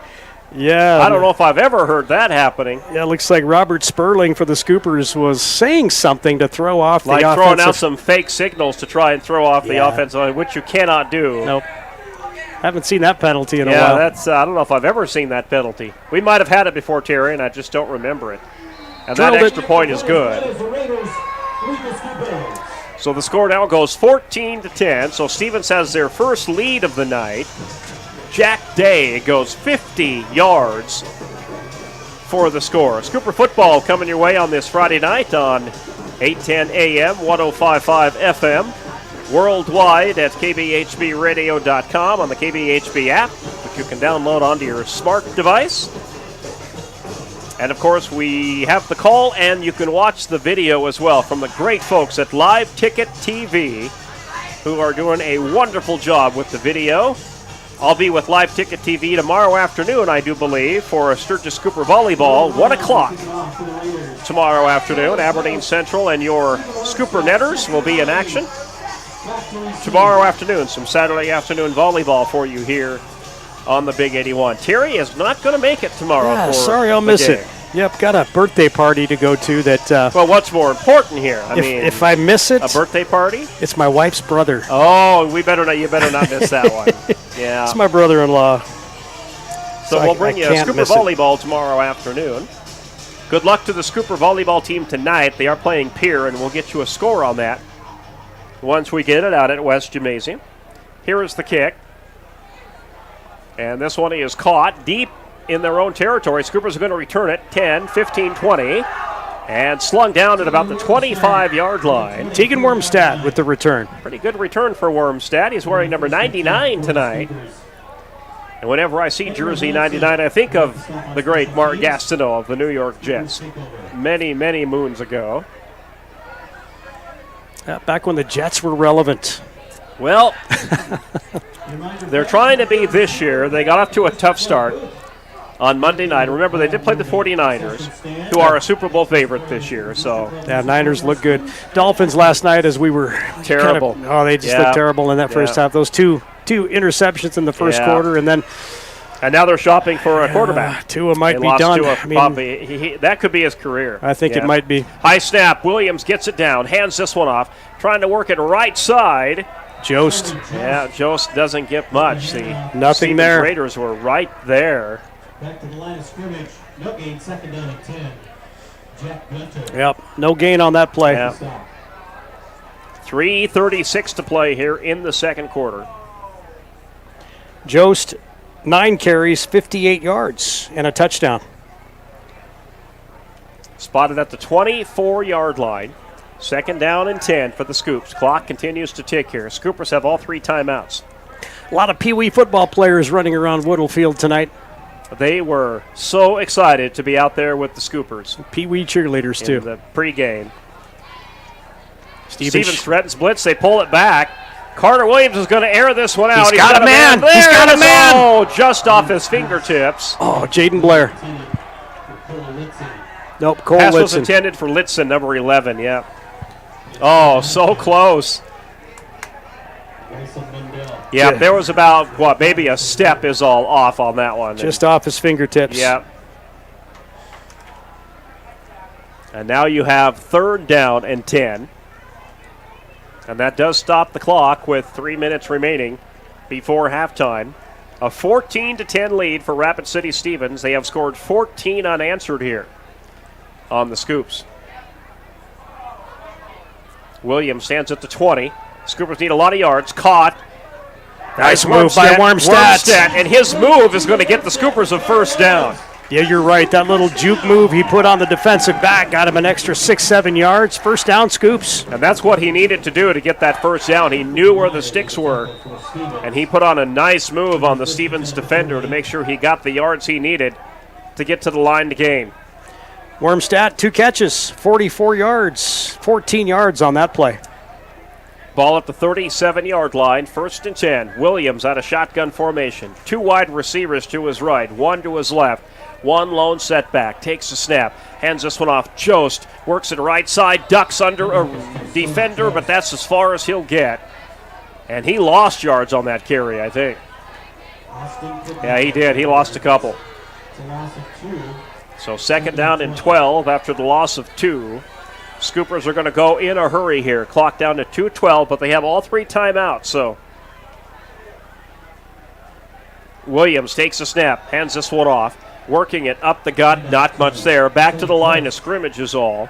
And now here we go again, third down and 10 for the Scoops. 1 on the play.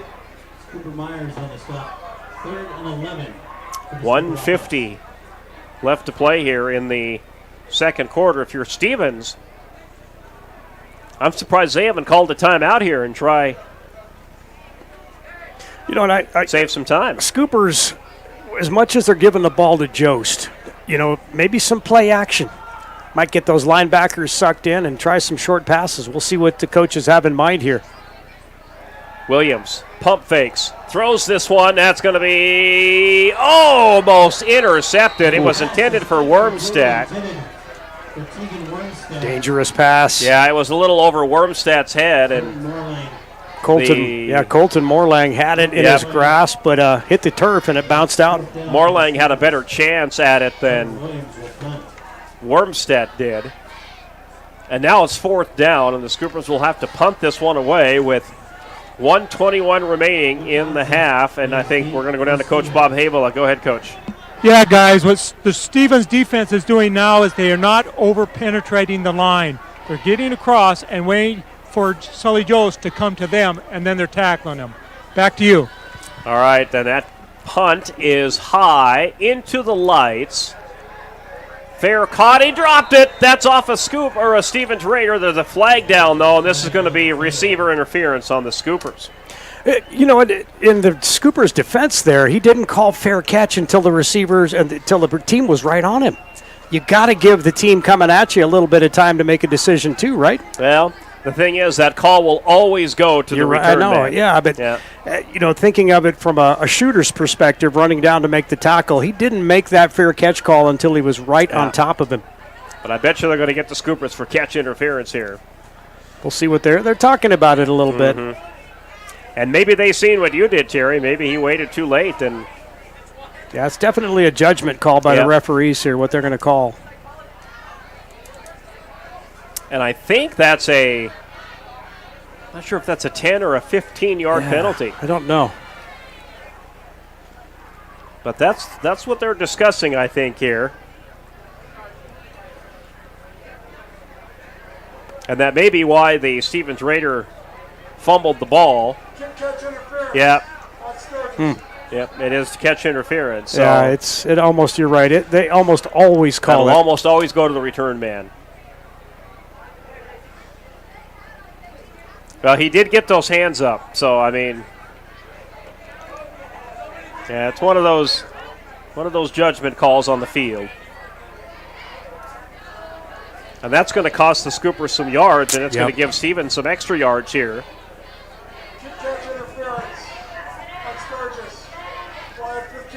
That's it is a 15-yarder. Okay. Yep. Yeah, that I disagree with it, but my disagreement goes nowhere except from my mouth to your ears, and that's as far as it goes. So tack on 15 yards, and that's going to bring the ball out to the 43-yard line for the Stevens Raiders, and it comes with a minute 13. Plenty of time here for Stevens, who lead 14-10 in the second quarter. Ooh, we got some movement on both sides of the ball. Yes, we do. So who gets it? A lot of times, unfortunately, that will go to the offense. Yep. So that'll push Stevens back 5. That's Stevens' 5th penalty. Yep. And they'll move the ball to the 38-yard line. 45 yards in penalties for the Raiders.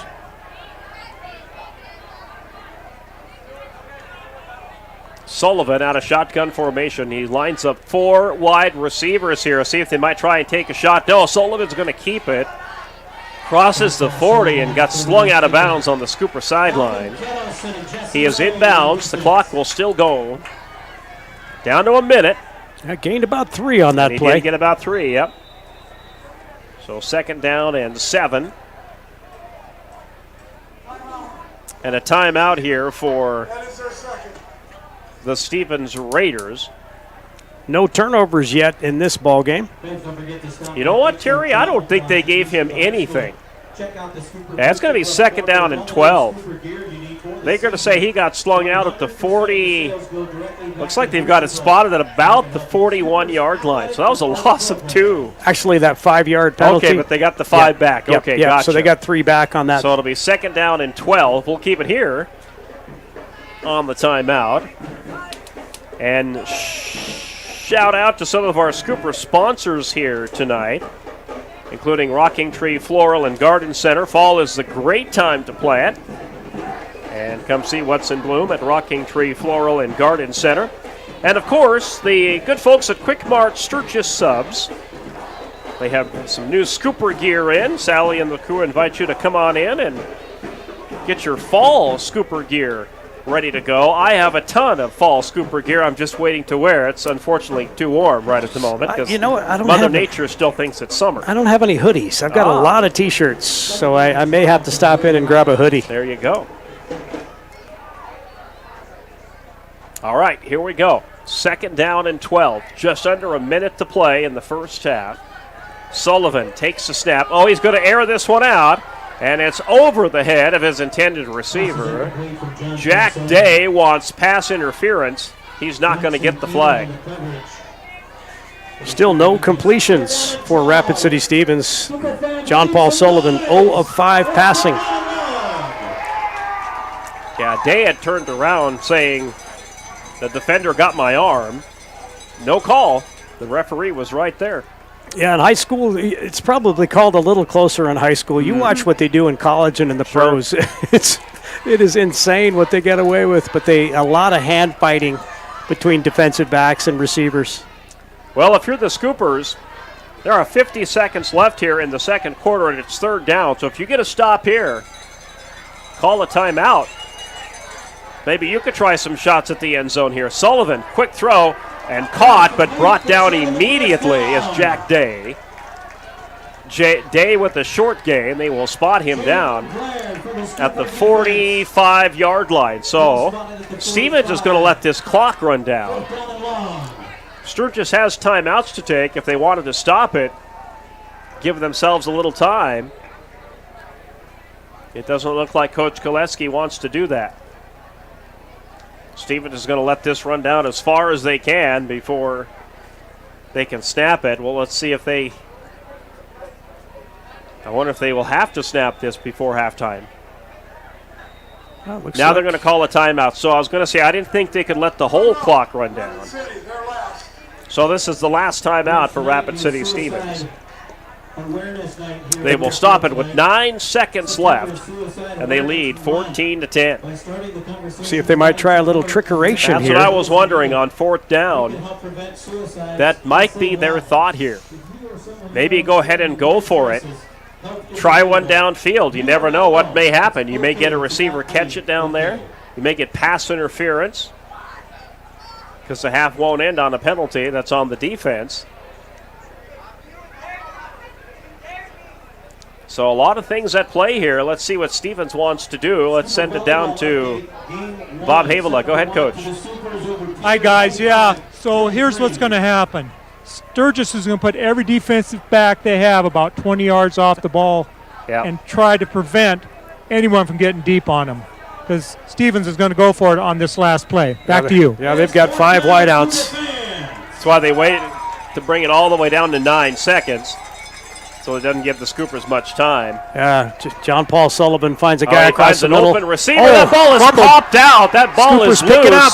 Scoopers have it. And they still have it, 45, 40, 35, and slung down at about the 25. There is no time on the clock. Flag back here. We have a flag way in the backfield.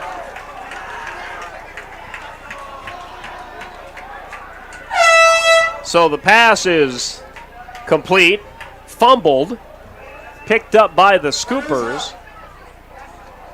Okay, I guess they're going to pick up the flag. They do. And it's halftime. Interesting. Yeah. All right, down to Coach Havela. Coach, what happened? Okay, guys, what happened was that was not a flag. The referee threw the beanbag to show where the turnover was, but it looked like a flag. Yeah, sure Coaching did. staff for the Scoopers are going, no flag, no flag. Back to you. All right, thanks, Coach. So it is halftime. The Stevens Raiders will go into the halftime locker room up 4. It's 14-10. Halftime report tonight is being brought to you by Quick Mart Sturgis Subs, and we're back in 3 minutes. This is Sturgis Cooper football on the Big 81 KBHB. Lucky for us, life is full of choices, big and small. They define us, make us who we are. And when it comes time for you to choose, a car, home, your next big adventure, or start a new business, Farmers Union Insurance has the variety of coverage options to protect each perfect moment. Farmers Union Insurance. Contact your local Farmers Union Insurance agent today. When you ask for Black Hills Surgical Hospital, you ask for someone who believes in hospitality.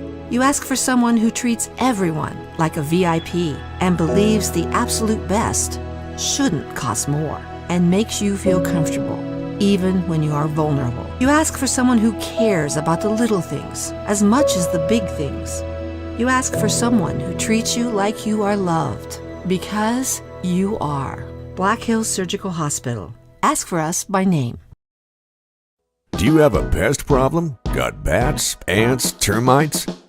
Family owned and operated, Olson's Pest Technicians have had over 50 years experience taking care of pest problems in places across South Dakota, Nebraska, and Iowa. Utilizing brilliant methods such as Centricon bait stations for termites and Vicane treatment for bed bugs.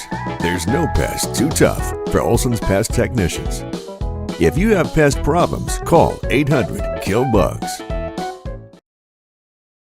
Advertising can be a struggle.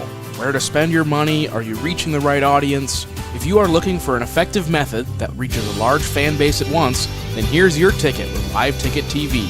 With over 90 schools in the state of South Dakota, we can help you advertise locally with just your home team or reach the region and state. Plus, a portion of all sales go directly back to the school.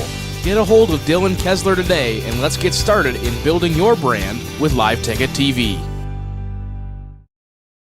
Give it off to Cisse, gliding to the basket. Out to three, Jay Hayes. Good. And Eric Glenn wants to stop the music.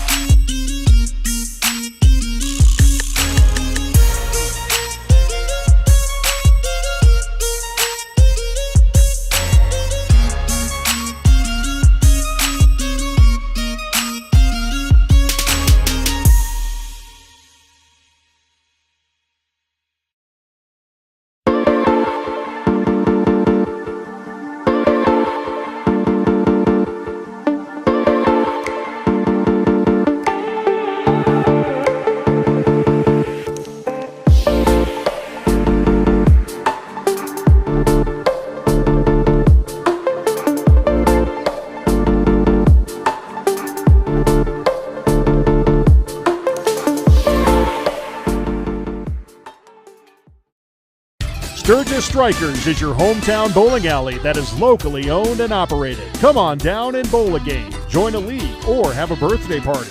Don't forget Friday and Saturdays are blacklight bowling nights. Conveniently located off 1st and Lozelle Street, stop in and grab your morning coffee from 5-8 Espresso. Not a coffee person? No problem. Grab a tea or smoothie. And if you're going to grab a drink, why not grab a daylight donut or two? All located inside Sturgis Strikers off 1st and Lozelle. Out here, you learn that to keep growing, you have to keep changing. CHS and the farmers and ranchers we serve know all about change, because together we've changed agriculture. That's why we're the largest farmer-owned cooperative in the country. So farmers own the system they count on, with advantages at every step.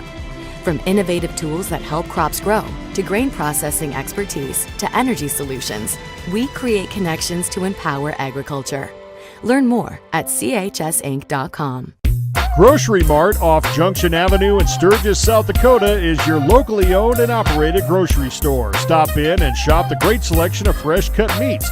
Then stroll on over to the fresh produce aisle. Watch for weekly ads for big savings and make sure you're checking out their Facebook page for the hot deals. Grocery Mart continues to strive to offer the best deals to their customers. Located off Junction Avenue in Sturgis, South Dakota, Grocery Mart says go Scoopers. We connect people. Have been for 100 years or so. How we get that done? Well, that won't always be the same. But why we connect people? Not in a million years is that ever going to change. We didn't build the communities that made South Dakota. No. We just brought them together.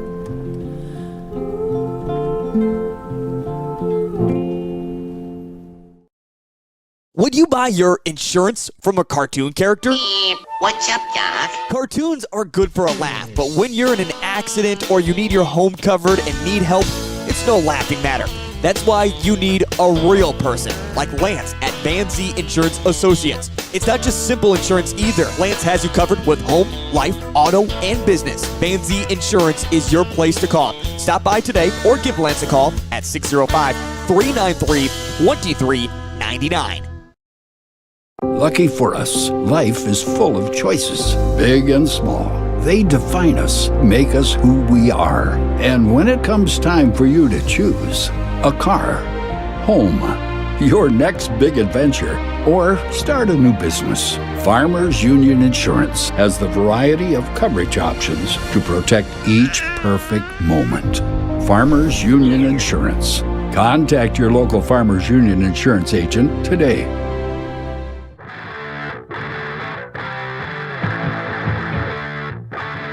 And do your job.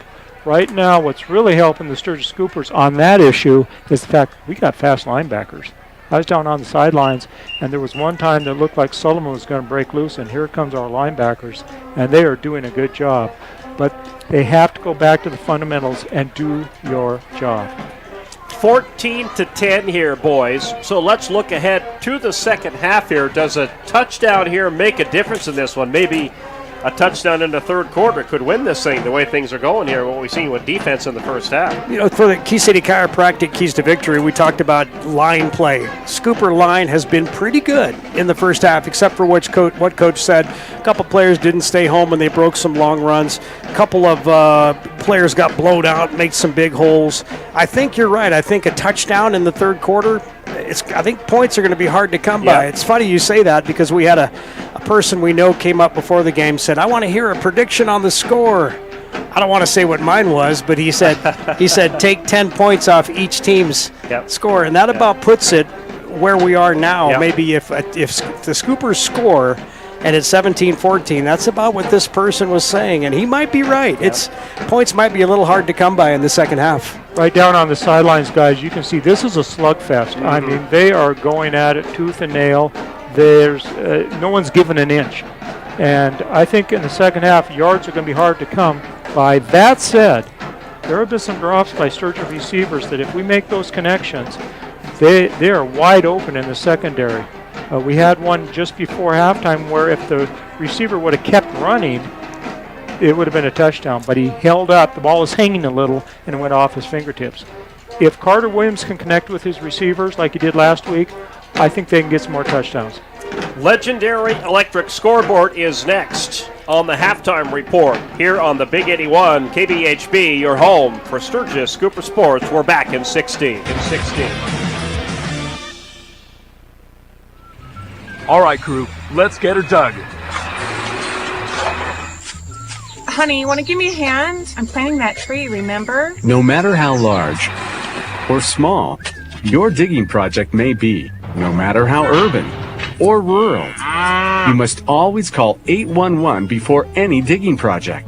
811 is our national one-call number, alerting your local utility companies to come out and mark any lines they have near your dig site. You must call 811. When you ask for Black Hills Surgical Hospital, you ask for someone who believes in hospitality. You ask for someone who treats everyone like a VIP and believes the absolute best shouldn't cost more and makes you feel comfortable, even when you are vulnerable. You ask for someone who cares about the little things as much as the big things. You ask for someone who treats you like you are loved, because you are. Black Hills Surgical Hospital. Ask for us by name. Do you have a pest problem? Got bats, ants, termites? Family owned and operated, Olson's Pest Technicians have had over 50 years experience taking care of pest problems in places across South Dakota, Nebraska, and Iowa. Utilizing brilliant methods such as Centricon bait stations for termites and Vicane treatment for bed bugs, there's no pest too tough for Olson's Pest Technicians.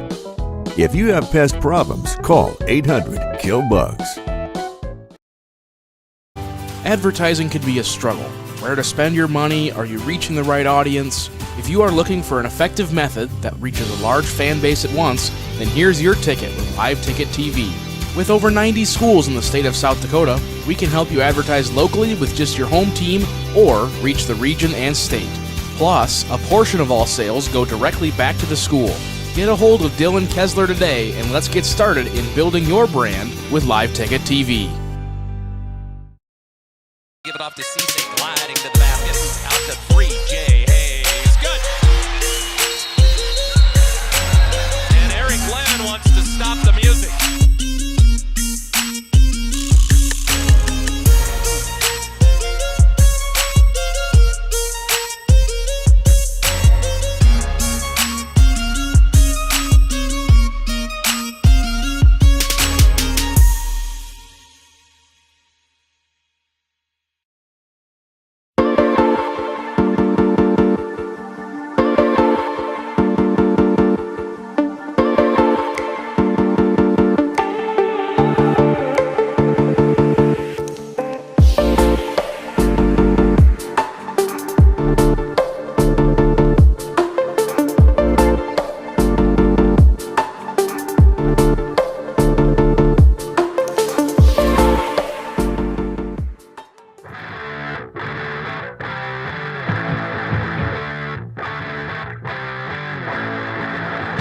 It's at Ab Penn Field. Wow. Up in Buffalo. Tough place to play, Coach. It is. You got to watch out for the cactus on that. You sure do. Kadoka area, they lead Bennett County at the half, 28-8. Number 2 Wall, no problem with New Underwood, 39-6 at the half. We'll move on to 9A.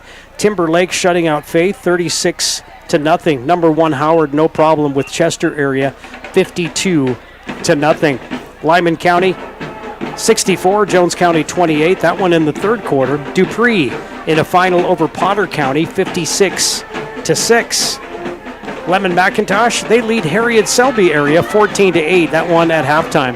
And finally in 9B, let's see if we can find some games from our area. Scrolling down, I think we've talked about all these games. So yeah, that pretty much wraps up the legendary electric scoreboard here at halftime. All right, and we'll wrap up the halftime report tonight with the Friday Funnies. Woohoo! We are ready. You've got a good one this week, you say. Well, actually, this kid from Eddie Heisinger. Oh, okay. So Eddie Heisinger. Our local AmFam agent. And again, if you have a Friday Funny, send it to Gary at KBHB. So, I spotted an albino Dalmatian. It's the least I could do. Boo! Friday Funny is brought to you by KBHB. And Eddie Heisinger. You might as well give him credit. Might as well give Eddie Heisinger credit, your local American Family agent. He's a good friend of I ours. saw that on his sign, and it took me about a second, and I just started chuckling. I'm like, that's pretty good. That's pretty good. Yeah. Thanks, Coach. After the break. Castellange Real Estate is a full-time real estate company licensed in South Dakota. They offer their Sturgis Strikers is your hometown bowling alley that is locally owned and operated. Come on down and bowl a game, join a league, or have a birthday party. Don't forget Friday and Saturdays are Blacklight Bowling Nights. Conveniently located off 1st and Lozelle Street, stop in and grab your morning coffee from 5-8 Espresso. Not a coffee person? No problem. Grab a tea or smoothie. And if you're going to grab a drink, why not grab a Daylight donut or two? All located inside Sturgis Strikers off 1st and Lozelle. Out here, you learn that to keep growing, you have to keep changing.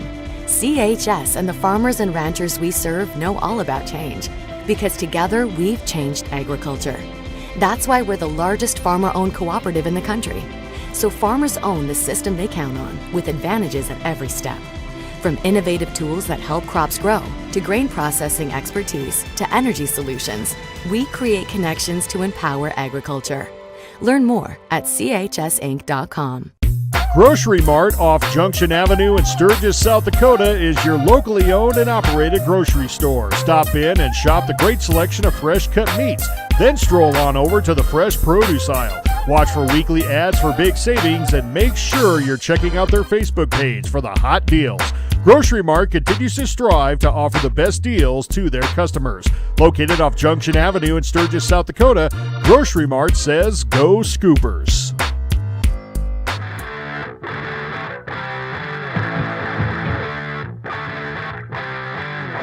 Yeah, we can. Terrible performance in the first half, and then I go to bed. I go to bed because I can't watch it, and then I wake up this morning and hear that Tua got a concussion. Yeah. Yeah, he was seeing. Well, I went to bed in the second quarter.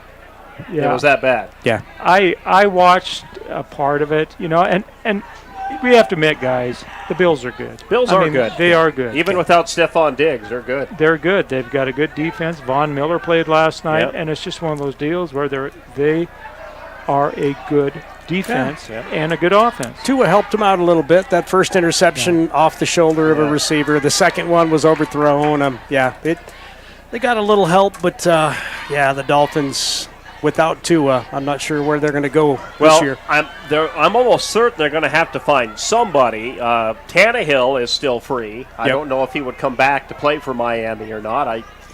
If he's looking for work, I suppose he would, because he doesn't have anybody right at the moment. Tom Brady. I was just going to say social media is ablaze, especially in South Florida, that Tom Brady will be suiting up for the Dolphins this year. That would be crazy. All I can say, guys, if they don't come up with a quarterback, they're going to be Tua and 15. Indeed. And the thing about Tom Brady is he stunk in his debut as television announcer. At least that's what the reviewers are saying. He literally stunk up the booth. I didn't see any of it, so I can't make an opinion on that. But you know, when it comes down to it, guys, I am standing next to two of the best color and play-by-play in the business, second only to Joe Buck and Troy Aikman.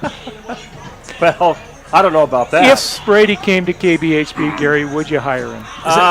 Was that another Friday Funny? No. No. Because we like you too much, so we don't want Tom Brady here. Yeah, no, I don't want Tom Brady. No, we don't want Tom Brady. You know, the Bills are kind of like to the Dolphins what the Packers are to the Bears. We own you. Yeah. And it's just one of those things, and that's the way it has gone for quite a while now. Bills are like, 15-2 since in the last, 7-8 years they played the Dolphins. And it's not going to change. No. Packers, on the other hand, they're going with their backup quarterback. Yeah, Love is out for a little while. You guys are lucky, though. He's not out for the year. Yeah. So if he keeps himself healthy and rehabilitating, you can have him back in a few weeks. But we always say, what's Love got to do with it? It's a second-hand emotion. That's right. And who do the Packers play this weekend? We've got the Indianapolis Colts at Green Bay. You should win that one. They're going to run the ball a lot, I'm thinking. Yeah. Here it is 14-10. And we are ready for the second half kickoff, being brought to you tonight by Jacobs Auto Repair. Well, let's see what the Scoopers can do here. They're down by one score. They'll need a touchdown to take the lead. A field goal would put them within one. Scoopers get the ball here to start the second half. Your coach talked about it. I think the Raiders kind of have Sully Jost figured out a little bit, but Sully might surprise us. Yep. He has surprised us in the past. He's a dynamic runner. He's slippery. He can find those holes, and I think they're going to have to keep feeding Sully, but Carter Williams is going to have to work on some short passes. This kick is returnable from the 10, 15, 20, 25, 30, 35, 40. Breaking away, he's at midfield, and oh my, did he take a shot at the 45. Great return. And that was Jesse Lane with the return, and he popped right back up after he got laid out at the 43-yard line. And he got laid out by the kicker. He did. How's that happen? Mark him at the 44. Well, kickers in high school are probably a little bigger than the kickers in the NFL. Yeah, usually in the NFL, the kickers are trying to run away from the running back. Kickers in the NFL are usually chicken legs is all. So the Scoopers come out with great field position to the Stevens start the second half. The Stevens 44-yard line. Yep. Williams out of the gun. Split wide receivers, one to the right, one to the left. And they'll hand this one off and work it right at the gut. Sully, there he goes! Free, and there he goes! Jost is going to go all the way. He surprised us, guys. Yes, he did, and that was just a quick trap play up the middle, and Stevens was not ready for it. First play of the second half, and the Scoopers are in the end zone. Sully Jost takes it to the house. Scoopers lead 16-14. They'll try and make it 17-14 with the extra point. That puts Sully over 100 yards, 101 yards, and 2 touchdowns for Sully Jost. And what a way for him to go over 100. Just when it looked like Stevens might have him figured out, he busts a 44-yard touchdown run. Sorry I yelled over the top of you again. That's all right. He changed. Sully Jost. What did he say, Gary? What? Yelled? What? Great play for the Scoopers, and they take the lead on their first play of the second half. It's 17-14. Yeah, we said points might be hard to come by. Can we amend that statement? Maybe we can amend that a little bit here, yeah. Everything we said halftime, folks, don't pay attention. That's right. Stevens just lined up on the wrong side of the field. Wow. Whoops. Stevens is all discombobulated here to start the third quarter. Yeah, after that return and that run by Sully Jost. Well, now the Stooper defense has to contain Sullivan. It all comes down to that. See what they can do here. They're going to get the ball back. The Stevens Raiders will. Referee is down there talking to Sully Jost. He's telling him, man, that was fast. You know, what doesn't Sully do? He kicks the ball. He runs with the ball. He takes the water out. I mean, he chews gum, pats his belly, and taps his head all at the same time. Which is a talent I never developed. Talent I never could do either. At least the chewing gum part. Right. Kickoff from the 40. Stevens sends 2 back deep. And it's a short, high kick. Stevens not sure who's going to pick it up, and they'll down it at the 22-yard line. Sometimes I wonder if in high school they don't realize that a kickoff is a live ball. Yes, right. I think sometimes players do forget that, yeah. And that little pooch kick they were both of the Stevens players looking at, do you have it or do I have it? Exactly. There were 3 of them there looking at each other, yep. And meanwhile, the Sturgis Scoopers are coming down on That's right. So early here in the third quarter, Scoopers take the lead. They lead by a field goal. It is 17-14.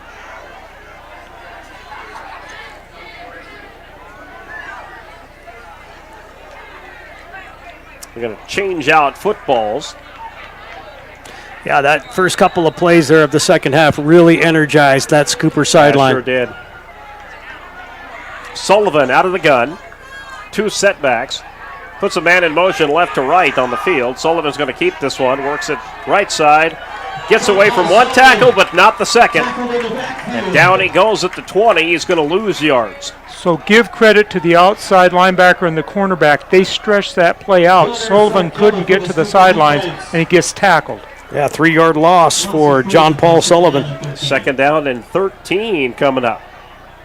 So now that Scooper defense is energized too.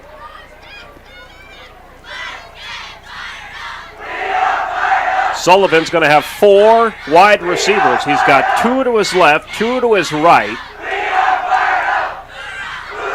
Ready to take the snap. Hands this one off, works it right side. That is Johnson with the carry. Johnson's going to get a short gain, about to the original line of scrimmage. Big third down and long coming up for the Stevens Raiders.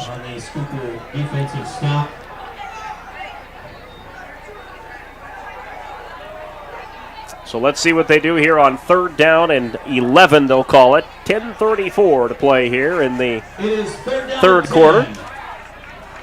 14-17. Scoopers lead by 3. Sullivan out of the shotgun. Looking to take the snap. Takes it. Drops back. Here comes the pressure and they got Sullivan by the face mask. Yeah. And that's going to give him an automatic first down. Yeah, twisted his head. Yeah. That Scooper blitz had him dead to rights, but somebody got a hold of his face mask and turned his head around. That is so dangerous. And even the Sturgis Scoopers got up and nodded and said, yep, we did it. It was unintentional, like you said, Terry. He had 3 Scoopers converging on him, and my referee's microphone's not working. We get the gist of what he's saying, though. There we go. Face mask. Black. So that'll be a 15-yarder. Ouch. And it should give him, let's see, it may not quite give him a first down. Let's see. Spot of the foul? Yep, I think that's a spot of the foul. Now it's an automatic first down in the pros. I think that will give him enough, though. Let's see. Yeah, they did that from the line of scrimmage. Yep. So that is a first down for the Stevens Raiders. And I think everyone in the stadium saw it. Yeah. And immediately, all of us up here seen his head turn. And yep. Yeah, there were 3 Scoopers on Sullivan. Yeah. He had nowhere to go. And that's why you always tackle him low if you can. Yep.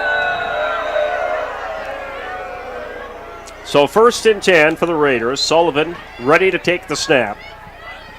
And he'll give this one to Johnson. Nope, that's a new running back out there. That's 26. That is Devine, I think. Yep. Devine with the carry. Gets a couple. Robert Sterling on the stop after a 2-yard gain. And they'll spot him just shy of the 40-yard line. So 2nd down and 8 coming up for the Raiders.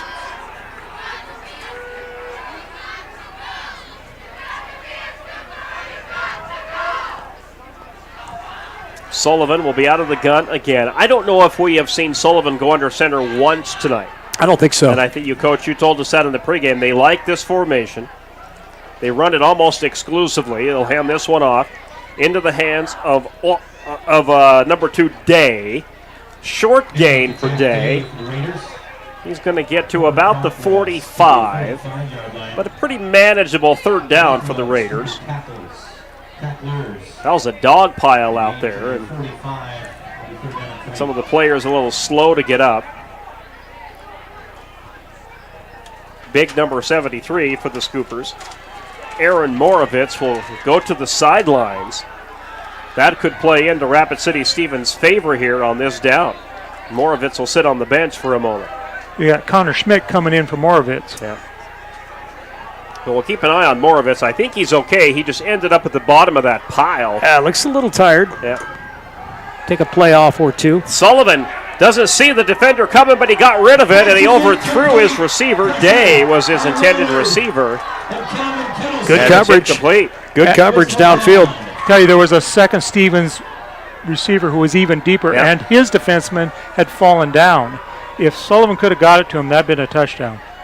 And Sullivan didn't see the Scooper defender. I didn't catch it. Did you? Who was the defender barreling down on Sullivan? I didn't see it. Sullivan was just a second ahead of him, a second behind, and Sullivan would have got popped. Well, that was no one other than 34 Kettleson. He was Kettleson coming. almost got there. He's a rabid dog out there. There's a punt. This will roll for the Stevens Raiders. Ooh, good punt. All the way to about the 15 or so. And that's where the Scoopers will take over with a 17-14 lead. Good defensive stand there by the Scoopers. It sure was, not counting the penalty, of course, but the penalty was unintentional. But they were able to fend that one off and stop the Stevens Raiders. Those are the type of penalties. As a coach, the hustle, you're seeing it out there, and as you hit the guy, your hand catches that face mask, and it was a good call. It was clearly a good call. Yep. But it's just frustrating when you see someone playing that hard. Yep. Scoopers will set up at their own 11-yard line. So a great punt by the Stevens Raiders. Jost in the backfield. Williams ready to take the snap. Jost works it left side right into the heart of that Stevens line and nothing doing. Maybe a yard. Yep, back to the original line. So it's going to be 2nd down and 10 coming up.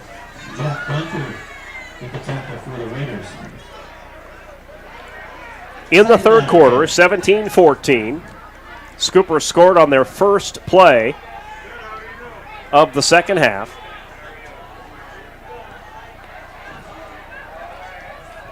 Williams again out of the gun. Jost in the backfield. Wide receiver to the left and to the right. And oh boy, Stevens stopped that one before it could even get going. They hit him in the backfield. And now you got a 3rd down and a mile coming up. So Stevens comes with what we call a run blitz. So instead of a pass blitz, the run blitz, you send the linebacker, but he stops about a yard into the line of scrimmage and looks for the ball. Loss for the Scoopers. 3rd down and call it 12. 7:07 to play here in the third quarter. Scoopers by 3. 17-14. Scoopers need a lot of acreage here. Williams come out of the gun. Waiting for the snap. And here comes the Stevens blitz. They bring him. Yep, Williams has got to get rid of it, and he throws it away. There was nobody there. And he was still in the pocket, but no flags. Yeah, you knew Stevens was going to do that. Yeah. You knew they were going to bring heavy pressure and force Carter Williams into maybe making a dangerous throw, but actually a smart throw by Carter. He saw it coming and just had to get rid of it.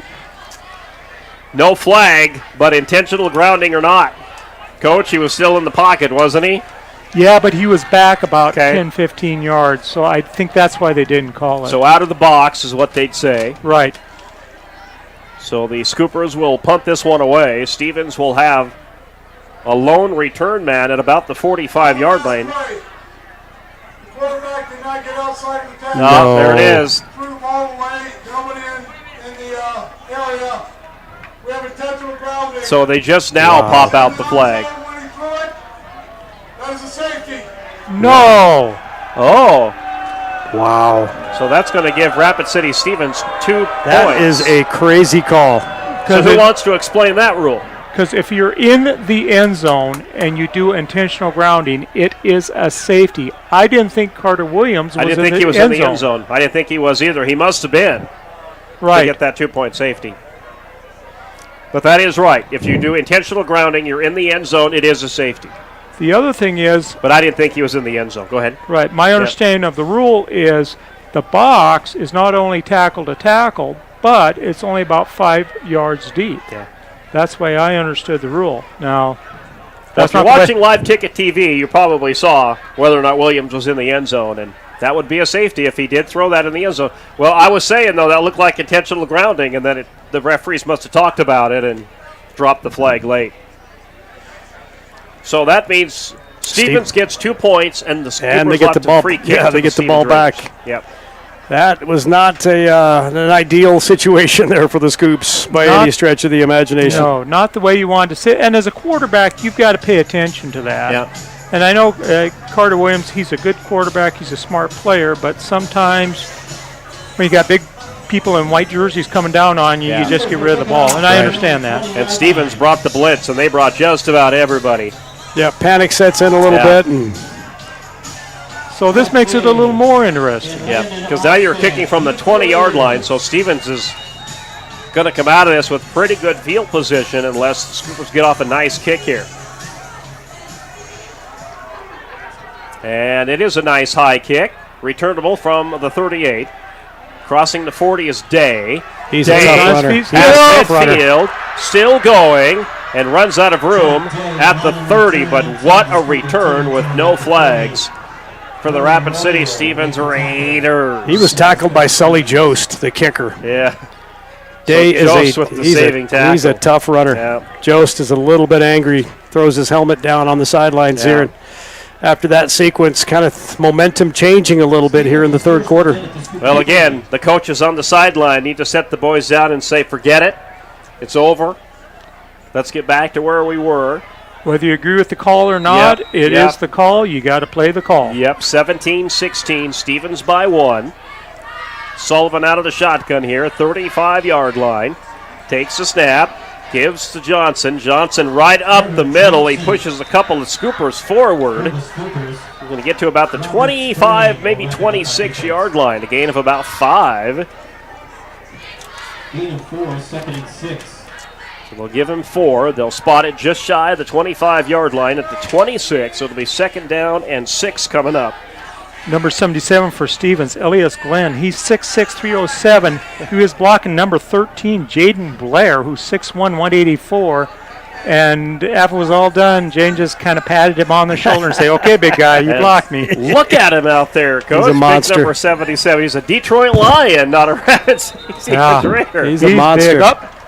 Got a flag here. This looks like movement on the line for the Raiders. I hope you get 5% financing to feed that kid. No doubt. You have to take out a mortgage for your groceries, huh? Ay. It is a false start on the Raiders. It'll push them back to the 36-yard line. 31-yard line, excuse me. 5:53 remaining here in the third quarter. Scoopers by 1, 17-16 after the safety. They'll replay 2nd down. Interesting lineup here. Formation for the Scoops and the Raiders. Raiders bunch them up tight here, and they try to throw some blocks up ahead. The ball runner is number 26, and that is Devine. Gunnar Sarkilla. Devine picks up some yardage. He'll cross the 30. Looks like they'll spot him at about the 28, so this is going to bring up a pretty third and manageable situation. 3rd down and 8. 3-yard gain for Devine. Yeah, we've seen a few things in this game that we haven't seen in games in many moons. Yep. That intentional grounding out of the end zone, that's something I haven't seen in a long time. And then the safety to go with it. Sullivan, lots of room. Boy, he's still got time. Now he's going to run it, and he's going to have a 1st down as he runs out of bounds. Crossing the 20-yard line So Sullivan with his feet. Got flags back Yeah, here. but just going to say momentarily it's a first down, Yeah, but we'll see. Looks like a holding on the far side. Looked like the tackle on that side was hugging the defensive end. This might be coming back, and that'll negate the first down run for Sullivan. He's dangerous. You know, if I were the Stevens coaches, I would run that play to death and make the defense stop it. Oh, and it's a personal foul on the Stevens Raiders. It's not just a holding, it's a personal foul. They're calling hands to the head on the defensive line. Yep. Offensive line, excuse me. Hands to the face in the NFL, but it's the same thing. You get your hands up there where they're not supposed to be. Yeah, that's the third 15-yard penalty of this game on Stevens. Yeah. Boy, that's got to hurt Yeah, because that hurts. Sullivan had a Indeed. first down. Yeah. It's like putting your hands in the monkey cage at the zoo. You don't do it. Interesting philosophy. I never thought of that. Yeah. Don't try it. If Now you that I've put your now that I've hands brought in the it up, monkey you don't cage. put it in the monkey cage. Sounds Never done that. Sounds like Yeah. Gary has some experience in that. Perhaps. Perhaps. He just goes bananas. Indeed. So a big personal foul for the Raiders. Sullivan looking to throw, and he's going to launch this one. It's intercepted at the 35. Jake Krog! And returned into Stevens territory. And Krog turns the momentum back to the Scoopers. Just a short-armed pass by John Paul Sullivan. Jake Krog in the right place. Great hands by the defensive end. And we talked about this in the pregame. Sullivan has a tendency to underthrow his passes. And Krog just watched Sullivan see what he was doing. Yes. Just watched his eyes. Threw it right to him. And I'll tell you what, if you've seen that one on Live Ticket TV, Krog was celebrating. He looked like the monkey in the monkey cage the way he was celebrating down there. He knew Again, he the turned monkey in the momentum. cage. I'm not. Hey, I'm just keeping it going. Scoopers have the ball back on the turnover, and it's a big one. In Stevens Raider territory. Yeah, that 15-yard penalty and then the interception. Big. It looked like momentum's shifting to Stevens. Now it's back in Sturgis' favor. Flags fly, and I think there's movement here. That might have been on the Scooper right end. Let's see here. By the way, we thank the Live Ticket crew. They're here with us tonight. Indeed. Yep. Good bunch. Yeah. Yep, I think it was on that far right line for the Scoops. So 5 yards. Going to push them back into their own territory at the 49-yard line. 4:45 remaining here, third quarter.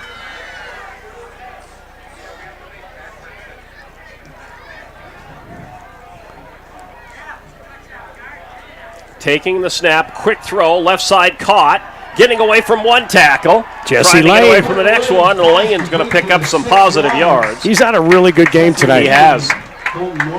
Spot the ball at the 45-yard line. And that's one thing that plagued Stevens last week was the missed tackles. On Yep. that, you saw 3 of them. Yep. Bring up a second down and 8 for the Scoopers. First down is about 8 yards away for the Scoops. Third catch for Lane. He's got 19 yards receiving. Williams out of the shotgun formation. Takes the snap. Hands this one off. Trying to work it up the field. Nothing doing. Raiders were there. Wormstead hit the turf up the field. He and a defender battling out there. So a big third down coming up. It'll be third down and 8. Ball at the 45-yard line. 3:44 and counting left in the third quarter. Dalen DeShock with only 1 catch tonight for 15 yards. You got to get him more involved. Yep. Williams out of the gun. Right now would be the time to do it, guys. There he is. He's in DeShock motion. in motion. Yep, looking for him. He's covered well. Trying to run out of trouble. Quick throw out of bounds. This one is legal. He's out of the pocket. So he threw it away. Ouch. Carter Williams And getting Williams up slow. to get up, yep. His wrist. That time Stevens He's did okay. not have a safety back. They were just Yep. manned up, and if he could have avoided the pass rush, that would have been a good time to throw it down the field. So that's going to bring up fourth down. Cooper's hanging on to a 1-point lead here, 17-16. And it looks like the Scoopers will punt this one away and try and pin the Stevens Raiders deep.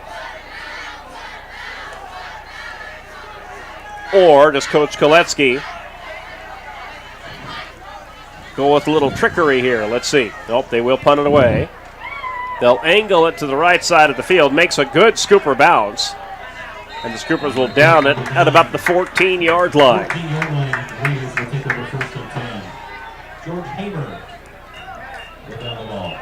So they will spot the ball at about the 15-yard line. Good punt. It was a good punt. And you pin the Stevens Raiders back deep. Stevens tonight with a couple of big plays. They had a 50-yard run by Jack Day, 20-yard run by Landon Ofstad. Really no big pass plays. So what's the damage Stevens has done has been on the ground. Yeah. And it's been mostly one man, that is Sullivan. Yep, Sullivan with the 36-yard run back in the second quarter. Sullivan will stand at the 10, take the snap, hand this one off. Now he'll work it right side and finds an opening and gains about 5 or 6 yards.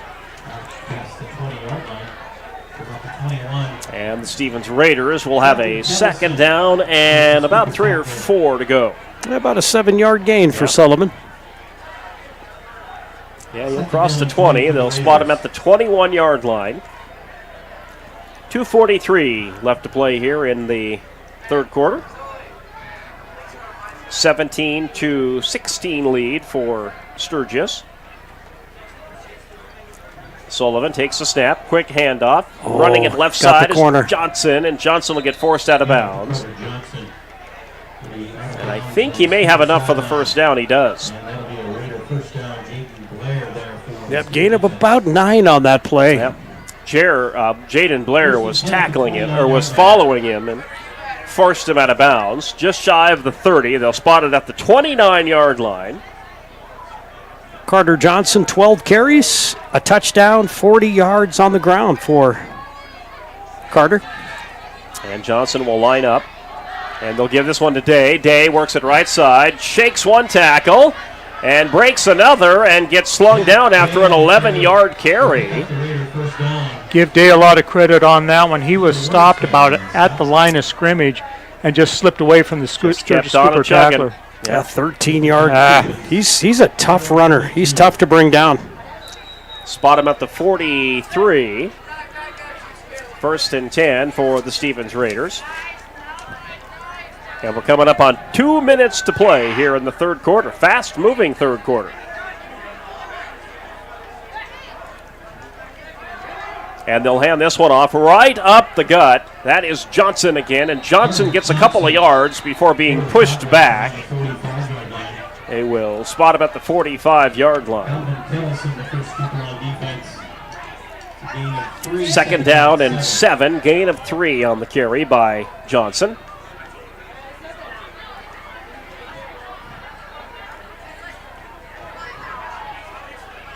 Stevens keeping this on the ground so far on this possession, which started deep in their own territory. Sullivan, quick throw, left side. That is caught by Landon Ofstad, and Ofstad's down and out for the races, and a flag comes in. No, it's a jersey. It wasn't a horse collar. And I think, as Terry says, they may call a horse collar here on the Scoopers. No. Ofstad down, just shy of the 30. Yeah, I don't think that was a horse collar. It looked like the jersey was being stretched out, and I don't think that qualifies as a horse collar. See what they say. Yeah, I think they're going to get called for it. Yeah. Terrible call. And that's going to move the Stevens Raiders up another 15 yards on that one. And Koletsky does not like the call. No. I think he's right. The defensive man grabbed the jersey. You're allowed to do that. You cannot grab up around the neck. Yeah, he had him about the middle of his back, had him by the jersey. That'll move the Stevens Raiders in the red zone. Quick throw, right side. That is caught, and great open field tackle by the Scoopers. Marcus Kuhl with the catch. And short gain. And just under a minute to play here in this third quarter, but the Stevens Raiders are driving. They will spot it at the 17-yard line. Gain of 2, second down and 8. Sullivan will come out of the shotgun formation. Put a man in motion. Pitch into the backfield, trying to work at the left side, and the Scoopers bring him down. Gain of maybe a yard to the 15. Give him 2 on the carry, and that might be the final play of the third quarter. Is that Johnson with the carry? I think it was Johnson, 23, yep. And you know, they keep trying to pound the right side of the defensive line of the Sturgis Scoopers, trying to keep them hemmed inside and then going to the outside to the sidelines. The end of 3, and the Scoopers holding on to a 1-point lead. It is 17-16, and the fourth quarter is next. This is Scooper football on the Big 81.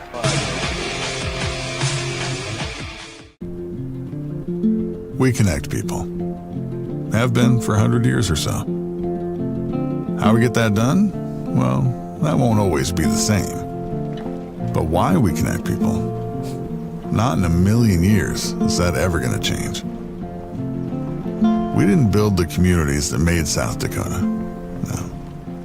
We just brought them together.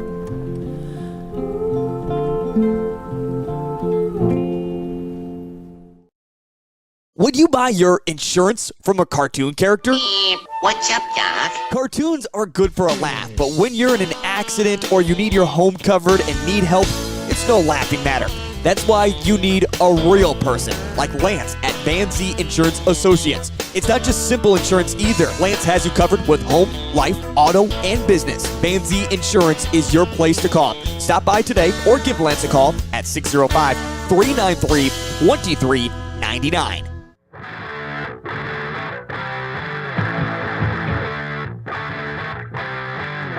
Big 81 KPHB.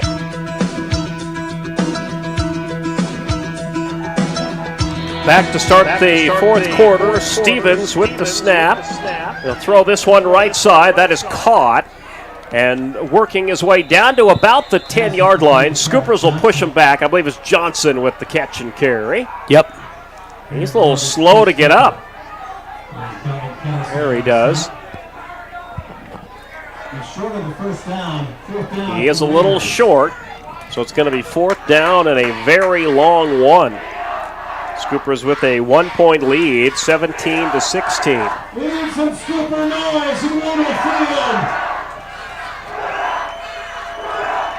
And they're going to try the field goal for the lead here. Spot this at about the 17. It'll be a 27-yarder.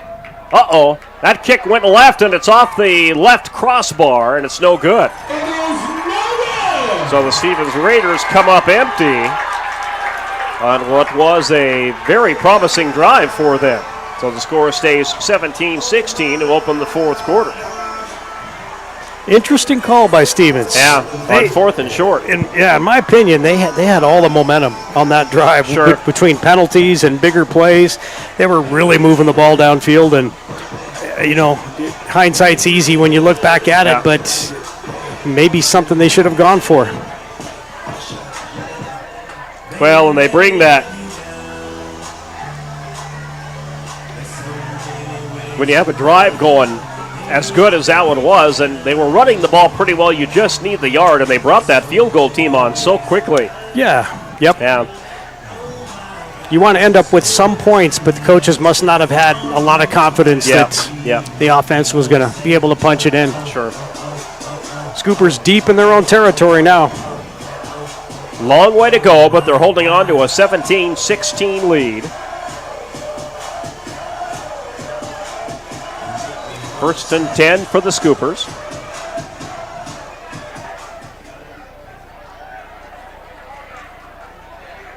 Williams out of shotgun formation, waiting to take the snap.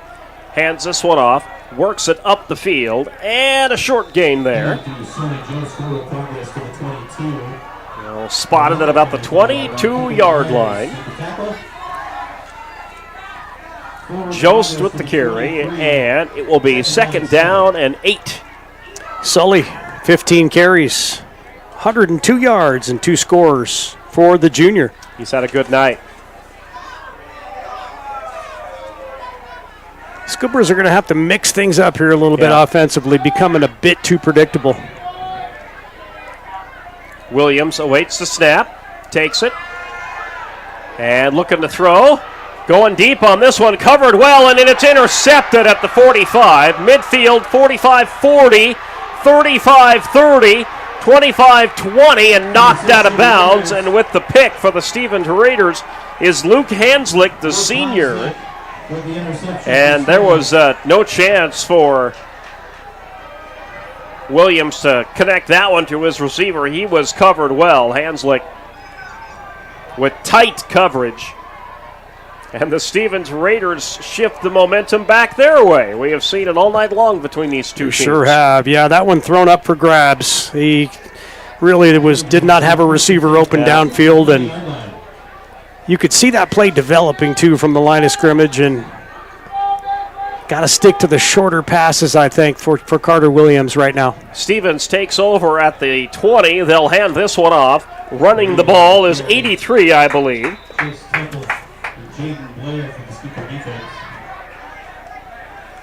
Yep, that's number 83 that's for Perigo, Stevens. I believe, yep. Eden Perigo. Johnson back out there now for the Stevens Raiders. 3 yards for Perigo. 2nd down and 7 coming up. They'll wind the clock. We have 9:55 remaining. Scoopers lead by a point, 17-16.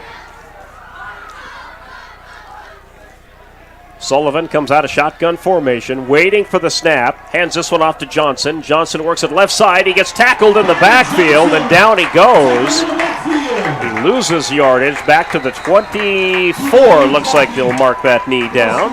Dion Ekafy, great defense by the sophomore. Got an injured Scooper coming off the field here. Holding his left shoulder. Shoulder issue. That's not separated. 6-yard loss on that play by Johnson.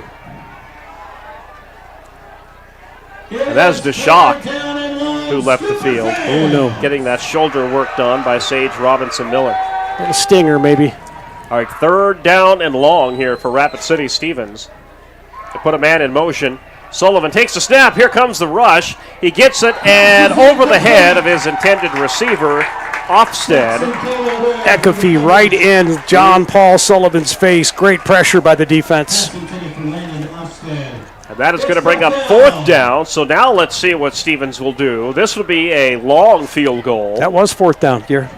Was that 4th down? I thought they had 3rd on the marker. Nope, this is 4th, I think. This is 4th, okay. Yep, this is 4th down. This will be a 40-yard field goal, and the Stevens Raiders are going to try it. 40-yard attempt. Now this one's even longer than the last one was, which was about 27. Spotted at the 30. 40-yard field goal. Blocked. No, it's blocked. And the Scoopers fall on it. So Stevens has been denied a field goal twice now in the 4th quarter. And the block that time, and this is a crazy football back game. And forth. The momentum swings back. This has been one of the craziest games we've had in many years. Indeed. Let's go down to Coach Bob Habela. Go ahead, Coach. Okay, guys, we're at the sidelines. Like I say, it's going crazy down here. Coach Gillespie called an overload on that side of the line. They had like 6 scoopers going through 3 holes, and they just flooded the area and blocked the kick. Back to you. All right, thanks, Coach. Scoopers take over with 9:06 remaining in this one. Still a lot of time. Williams will await the snap for the Scoops. Scoopers really haven't had a lot of offensive success other than that run by Jost. Indeed, and he'll keep it. Williams trying to get away, and not much there. He was lucky to get back to the line of scrimmage. Yeah, maybe a yard. Yeah, maybe at the 31 they'll mark him, yeah.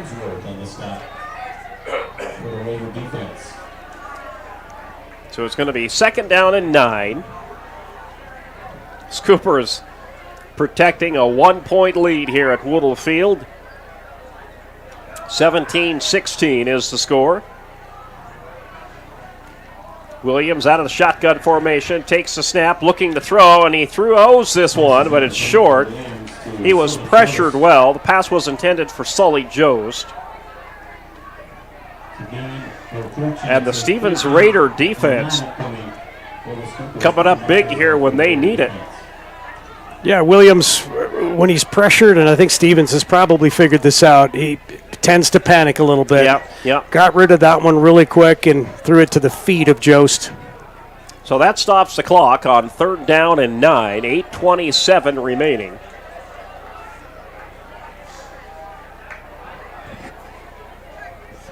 Here's a final for you. Brookings, 8. Aberdeen Central, 7. Interesting. Number 5, Brookings, remains unbeaten. Williams rolls to his right, throws, caught for the first down as Wormstead hauls it in. That's one of his favorite targets. He's really comfortable throwing to Tegan Wormstead. Yep, he was tiptoeing that sideline on the far side of the field. Out to the he hauled that one in for a gain of 11. The 42. Longest completion that Williams has had in his last 6 attempts. So the Scoopers convert on a very important 3rd down and long. 3 catches for Wormstead, 55 yards. Williams awaits the snap. Takes it. Hands this one off to Jost. Jost works it right side. Crosses the 45. And gets to about the 46-yard line. Joshua Bender. Gain of 4 Absolutely. for Sully. Gain of 5, 2nd down for the Scoopers. So spotted at the 46-yard line. 2nd down and 5. Williams out of shotgun formation. Stevens is threatening to bring the pressure. Let's see if they do.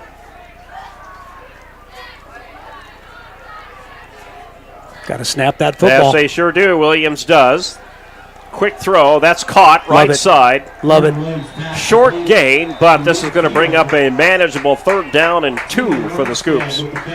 A gain of 4 on that play. Just past midfield. They will spot it at the 49-yard line. 7:15 remaining. 17-16. Sturgis with the lead.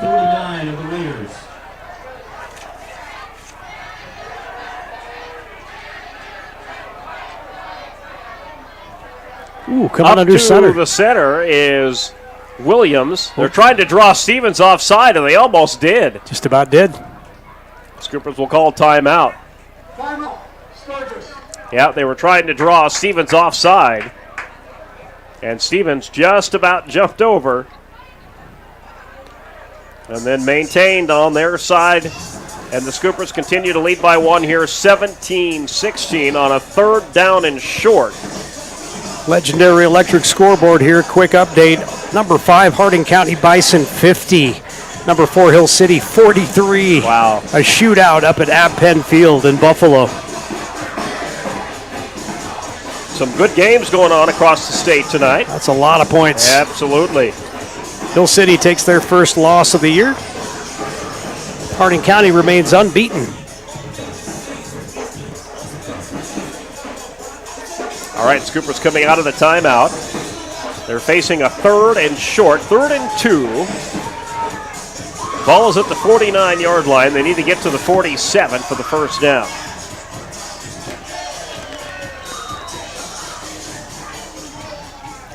Williams out of the gun. Puts a man in motion. Right to left. Takes a snap. Hands this one off. Not going to get there. Didn't get there. Jost tried to keep those legs chugging, but he's going to be a little bit short. Maybe a yard. Yep, they're going to spot this about a yard shy at the 48-yard line. What do you do here, Gare? Yeah, well, Coach Bob Havela, what do you do in this situation?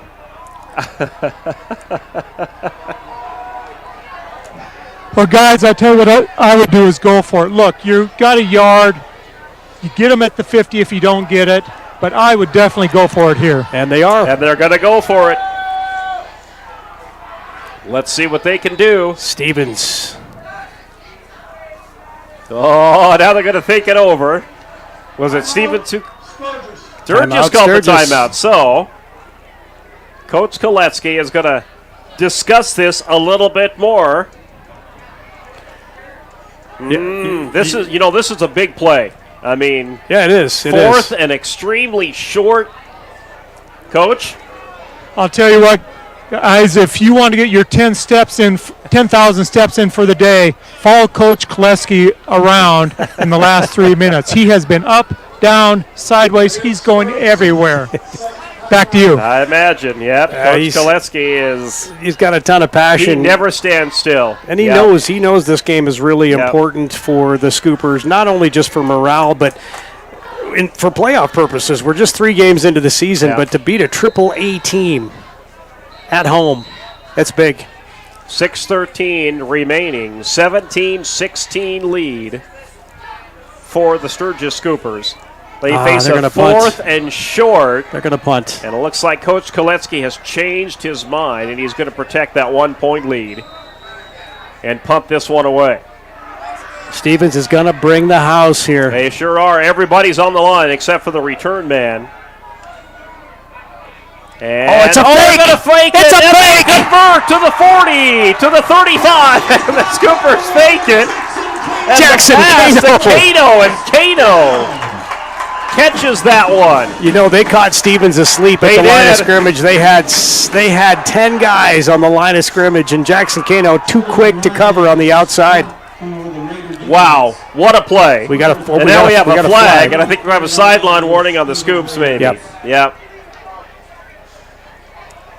That ball down to the 34-yard line. Go ahead, Coach. What you got? Guys, you're exactly right. The referee just came over to the coaching staff, said you've got to get behind the line of scrimmage. This is their first warning, so it's probably not going to be a penalty. Yep. All right, so the Scoopers surprise the Stevens Raiders. They fake the punt, and they get the first down, and that is huge. Ball at the 34-yard line, 1st and 10. 15-yard gain on that play for the Scoops. Here's the call. It is a sideline warning on Sturgis sideline. Sideline warning there first. So the second one will be a penalty. So each team now has a warning. Stevens got one in the first half. That was a huge play. It sure was. Williams comes out of the gun. Scoopers have a fresh set of downs. Stevens Here comes showing Stevens blitz. with the blitz. Yep. And they get Sully Jost behind the line of scrimmage. Got him from behind. Down he goes at the 36-yard line. That big number 17, Jashawn Anderson, catches Sully Jost from behind. Yep, they will spot it at the 36-yard line. Clock down to 5:35 remaining. You know, at times the Scoopers can be really predictable. You know, that last fake punt, got to some jump. movement on I the think line. Stevens may have jumped over. Let's see.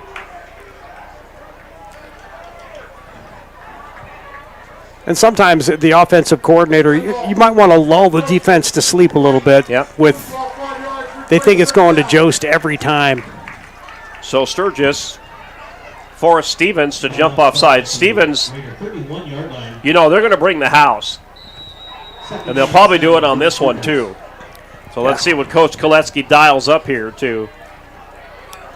And with 5:19 left, you know the coaches want to keep that clock running with that 1-point lead. 5:09 to play. Taking the snap, Williams looking to throw. We got him open man! He's wide Jesse Lane! 31-yard touchdown pass. Oh, my word. Somebody forgot their assignment, and Jesse Lane was all alone. Carter Williams saw that blitz coming. He saw that blitz coming. So did Jesse Lane. Jesse Lane shot down that sideline. The defensive back was not prepared. Coach Avila, what you got for us? What the deal was, guys, he went with a double pump. If you watch that, the linebackers come at him. He double pumps it. The defensive back bit, and here you got a touchdown. Back to you. And the Scoopers take the 23-16 lead. They will kick the extra point to make it a one-score game. It is 24-16. It's still a one-score game. Stevens will need a touchdown and a 2-point conversion to tie it. And when we come back, they'll have 5 minutes to do it. This is Sturgis Cooper football on the Big 81 KBHB. Lucky for us, life is full of choices, big and small. They define us, make us who we are. And when it comes time for you to choose a car, home, your next big adventure, or start a new business, Farmers Union Insurance has the variety of coverage options to protect each perfect moment. Farmers Union Insurance. Contact your local Farmers Union Insurance agent today.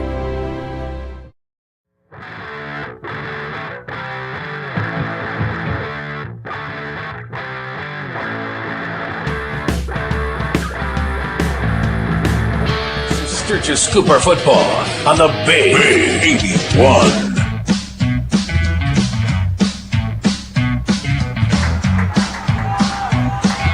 Scoopers lead 24-16. Plenty of time for Stevens. They'll need a touchdown and a 2-point conversion to tie this one up. Scooper defense has played well this second half. They have, but that thing they can't let happen is let Stevens break a long play.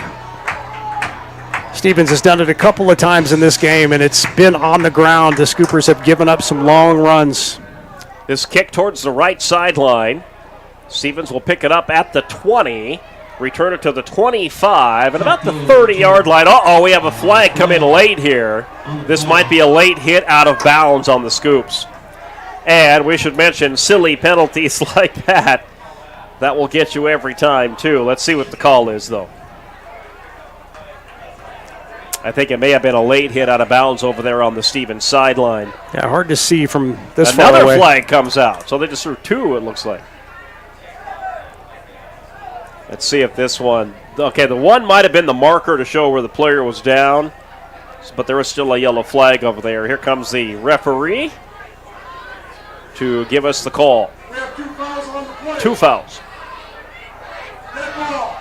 Personal foul. Hitting the runner late out of bounds on Sturgis. Dead ball. Personal foul. Throwing the football at the Sturgis player on the Stevens player. These fouls will offset. Offsetting. So offsetting. Scooper hit a Raider out of bounds, and then the Raider player who got hit out of bounds threw the football at the Sturgis Cooper player. Yep. So those are offset. But each player, though, gets a personal foul for that. And, 2 of those, and I think you get ejected. So the ball is at the 28-yard line, 1st and 10 Stevens. Both teams with 70 yards and penalties now. And that one run up the middle of the Scooper line, a short gain before being pushed back. Well, this was a close game. And emotions running high with both teams. Both teams wanting a victory out of this one tonight. John Paul Sullivan getting up really slow. Yeah, there's a linebacker, an offensive lineman for Stevens that's very slow too, and that is number 58. That is Curtis Salazar, who's very slow out there. A little gimpy on that left knee. Jack Day was the one getting up real slow for Stevens. So a couple of Stevens players got shook up on that dog pile. Looks like, no gain on that. They're not, clock management here is huge for Stevens. Clock just ticking away here, 4:23 and counting, and you're down by a touchdown, and 2-point conversions and touchdowns have not been easy to come by. Stevens with 3. I would say we should see a little bit more fast-paced play here by the Stevens Raiders. Raiders have 3 timeouts, but you're right. Yeah. Sense of urgency. And they will hand this off. Johnson has to do a turnaround, and that play goes nowhere. And Johnson is taken down behind the line of scrimmage. Aaron Moravitz chased him down, tackled him. Loss on the play of 3 for Stevens. And the ball is all the way back to the 28-yard line. Now, I think Stevens is going to burn a timeout here. They did. So it'll stop the clock at 3 minutes and 56 seconds. The Scoopers with an 8-point lead here. 24-16, and that touchdown for the Scoopers set up on a 4th down in which the Scoopers faked the punt and get the first down on a pass play to Jesse Lane. And right now, that is the play of the game. Agreed. For the Scoops. Scoopers won their first game of the season last week. They beat the Douglas Patriots here at home. Next week, Scoopers will head on the road. They'll play at Huron at Tiger Stadium a week from tonight, take on the Huron Tigers. Then it's homecoming in 2 weeks.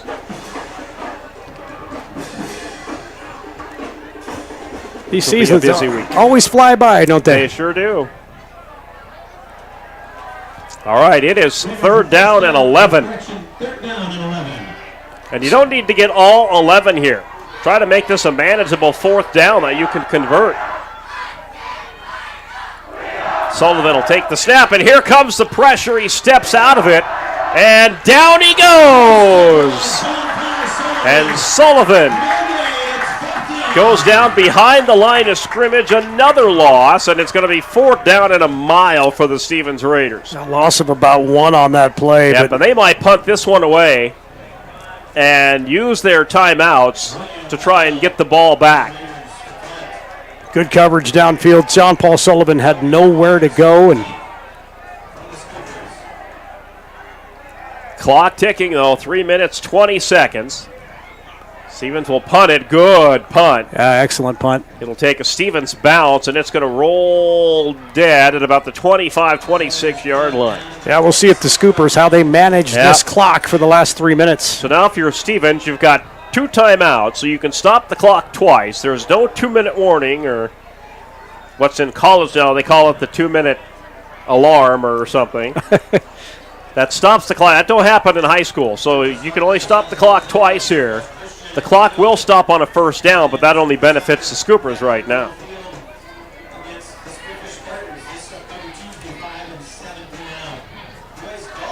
Yeah, so, a team I didn't see playing tonight was Spearfish. They must have the week off. They might have the bye week, yeah.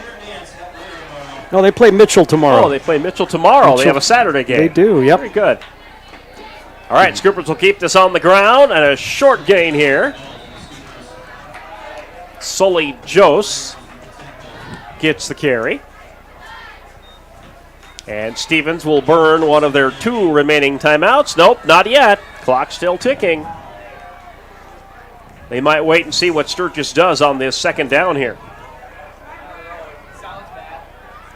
24-16, Scoopers lead.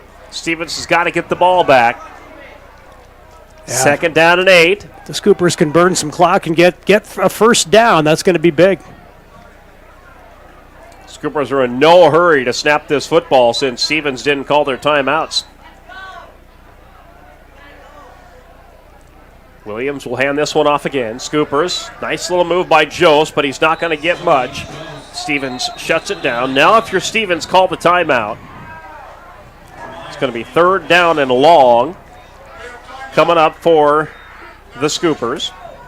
You have 1 timeout left if you're Stevens. And Sturgis will face a 3rd and 7.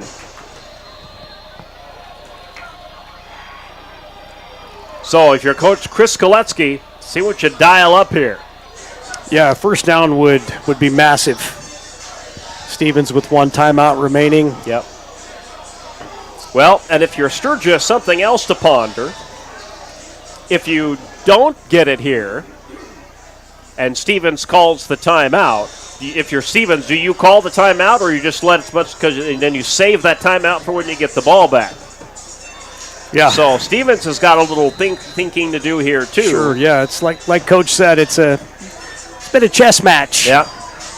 Between these 2 coaches, and a lot of strategy. A lot of things these coaches have to think about when it gets down to crunch time here. So the Raiders have 1 timeout remaining. They can stop the clock 1 more time. But first things first, can the Scoopers convert? If they convert this to a 1st down, the game is over. Williams looks towards the sideline. Maybe Coach Koletsky might talk this over again. Let's see if he calls a timeout. Yeah, Ward Anderson giving him some signals, the offensive coordinator for the Scoops. And they are going to snap it.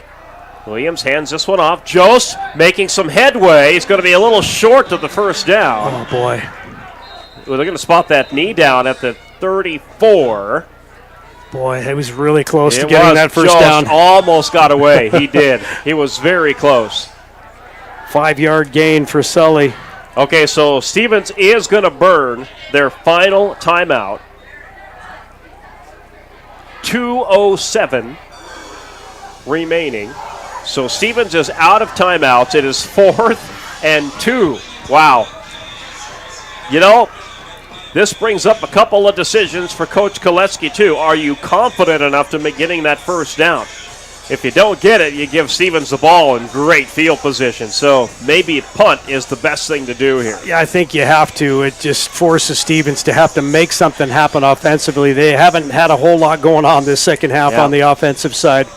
Although we've seen Coach Koleski bring his players out before, look at what the defense is setting up for you, and if you see something, maybe you want to try something, you can always burn your last timeout. Scoopers have 1 timeout left.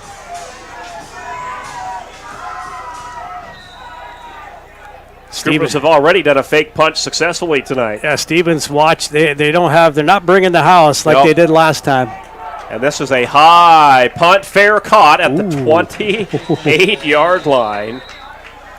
So the Stevens Raiders have exactly 2 minutes to get a touchdown and a 2-point conversion to send this to overtime. Stevens at their own 29-yard line. So a game reset here. They have to get the touchdown and the 2 points to convert and tie this one. There are no timeouts for Stevens, but the clock will stop momentarily on a first down so the chain gang can move the chains. Sullivan, 5 of 12 passing for 39 yards. Haven't had a lot of success passing. Yeah. And they're going to have to pass. Correct. If they run the ball and get tackled inbounds, that clock ticks away. Sullivan takes the snap, looking to throw. Gets chased out of the pocket. He throws. That's caught, and you're not going out of bounds. You keep the clock going. Marcus Kuehl caught it, but he should have stepped out of bounds. He was right there. Yeah, a gain of 1 on that play. Yep, that just didn't do anything for you, and now the clock continues to tick. 2nd down and 9. Sullivan takes the snap. 2-step drop, throws. Oh, he's got a man. It's picked off! And that will end it. And the Scoopers with the takeaway. Players kind of getting a little chippy out there. Yes, they are. And the referees are coming in there to say you can celebrate. I didn't see who picked it off. Yeah, I didn't catch it either. Great job by the Sturgis Scoopers as they pick off Sullivan. And the Scoopers just got to take a few knees. Yep, are now a minute 30 away from going 2-1 on the season and defeating the Rapid City Stevens Raiders. 3rd turnover of the game for the Stevens Raiders. 2 interceptions and a fumble. They fumbled right before the half, and then an interception in the 3rd. Now this interception with a minute 30 left. Scoopers in victory formation. They'll take a knee. And Stevens could not stop the clock. They are out of timeouts. Clock down to 1:17. Scooper student section here will be heading down to the field here momentarily. Scoopers will snap this one and kneel down a second time. It is going to bring up 3rd down. And depending on when they restart the play clock, Scoopers will have to kneel down one more time.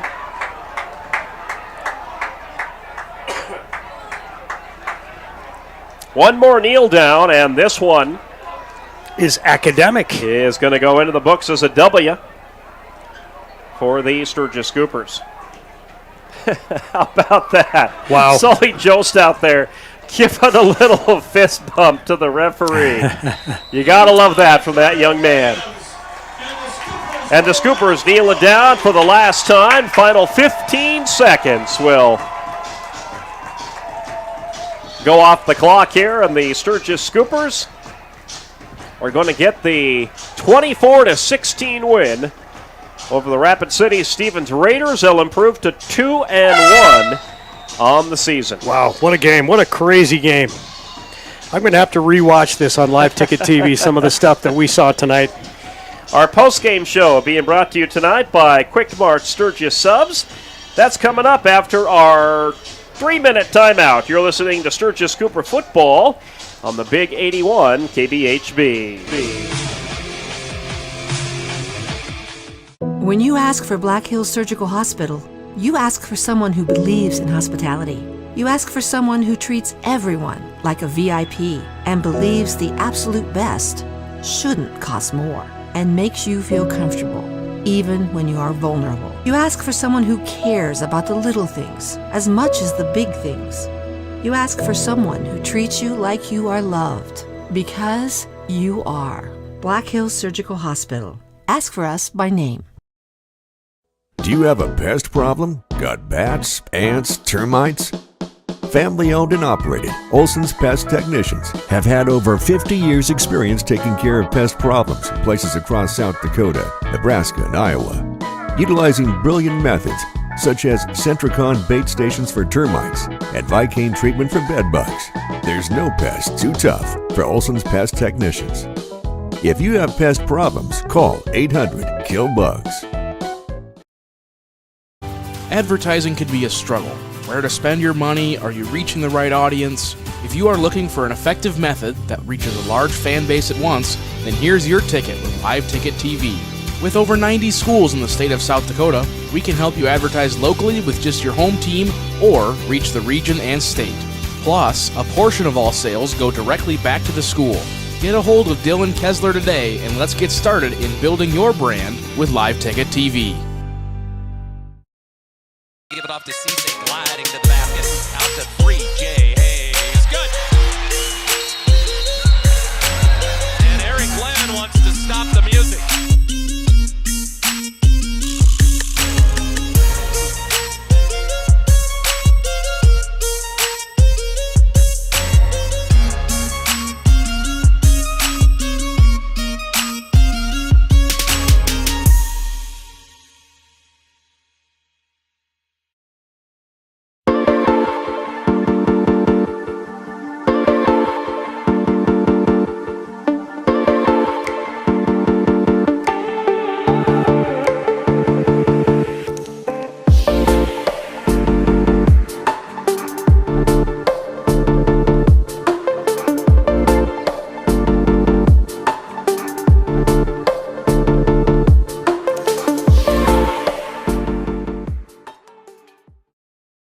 Sturgis Strikers is your hometown bowling alley that is locally owned and operated. Come on down and bowl a game, join a league, or have a birthday party.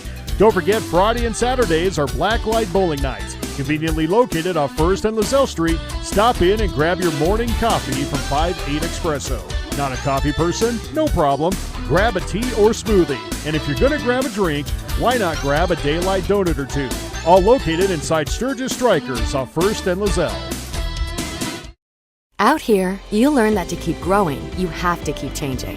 CHS and the farmers and ranchers we serve know all about change, because together we've changed agriculture. That's why we're the largest farmer-owned cooperative in the country. So farmers own the system they count on, with advantages at every step. From innovative tools that help crops grow, to grain processing expertise, to energy solutions, we create connections to empower agriculture. Learn more at chsinc.com. Grocery.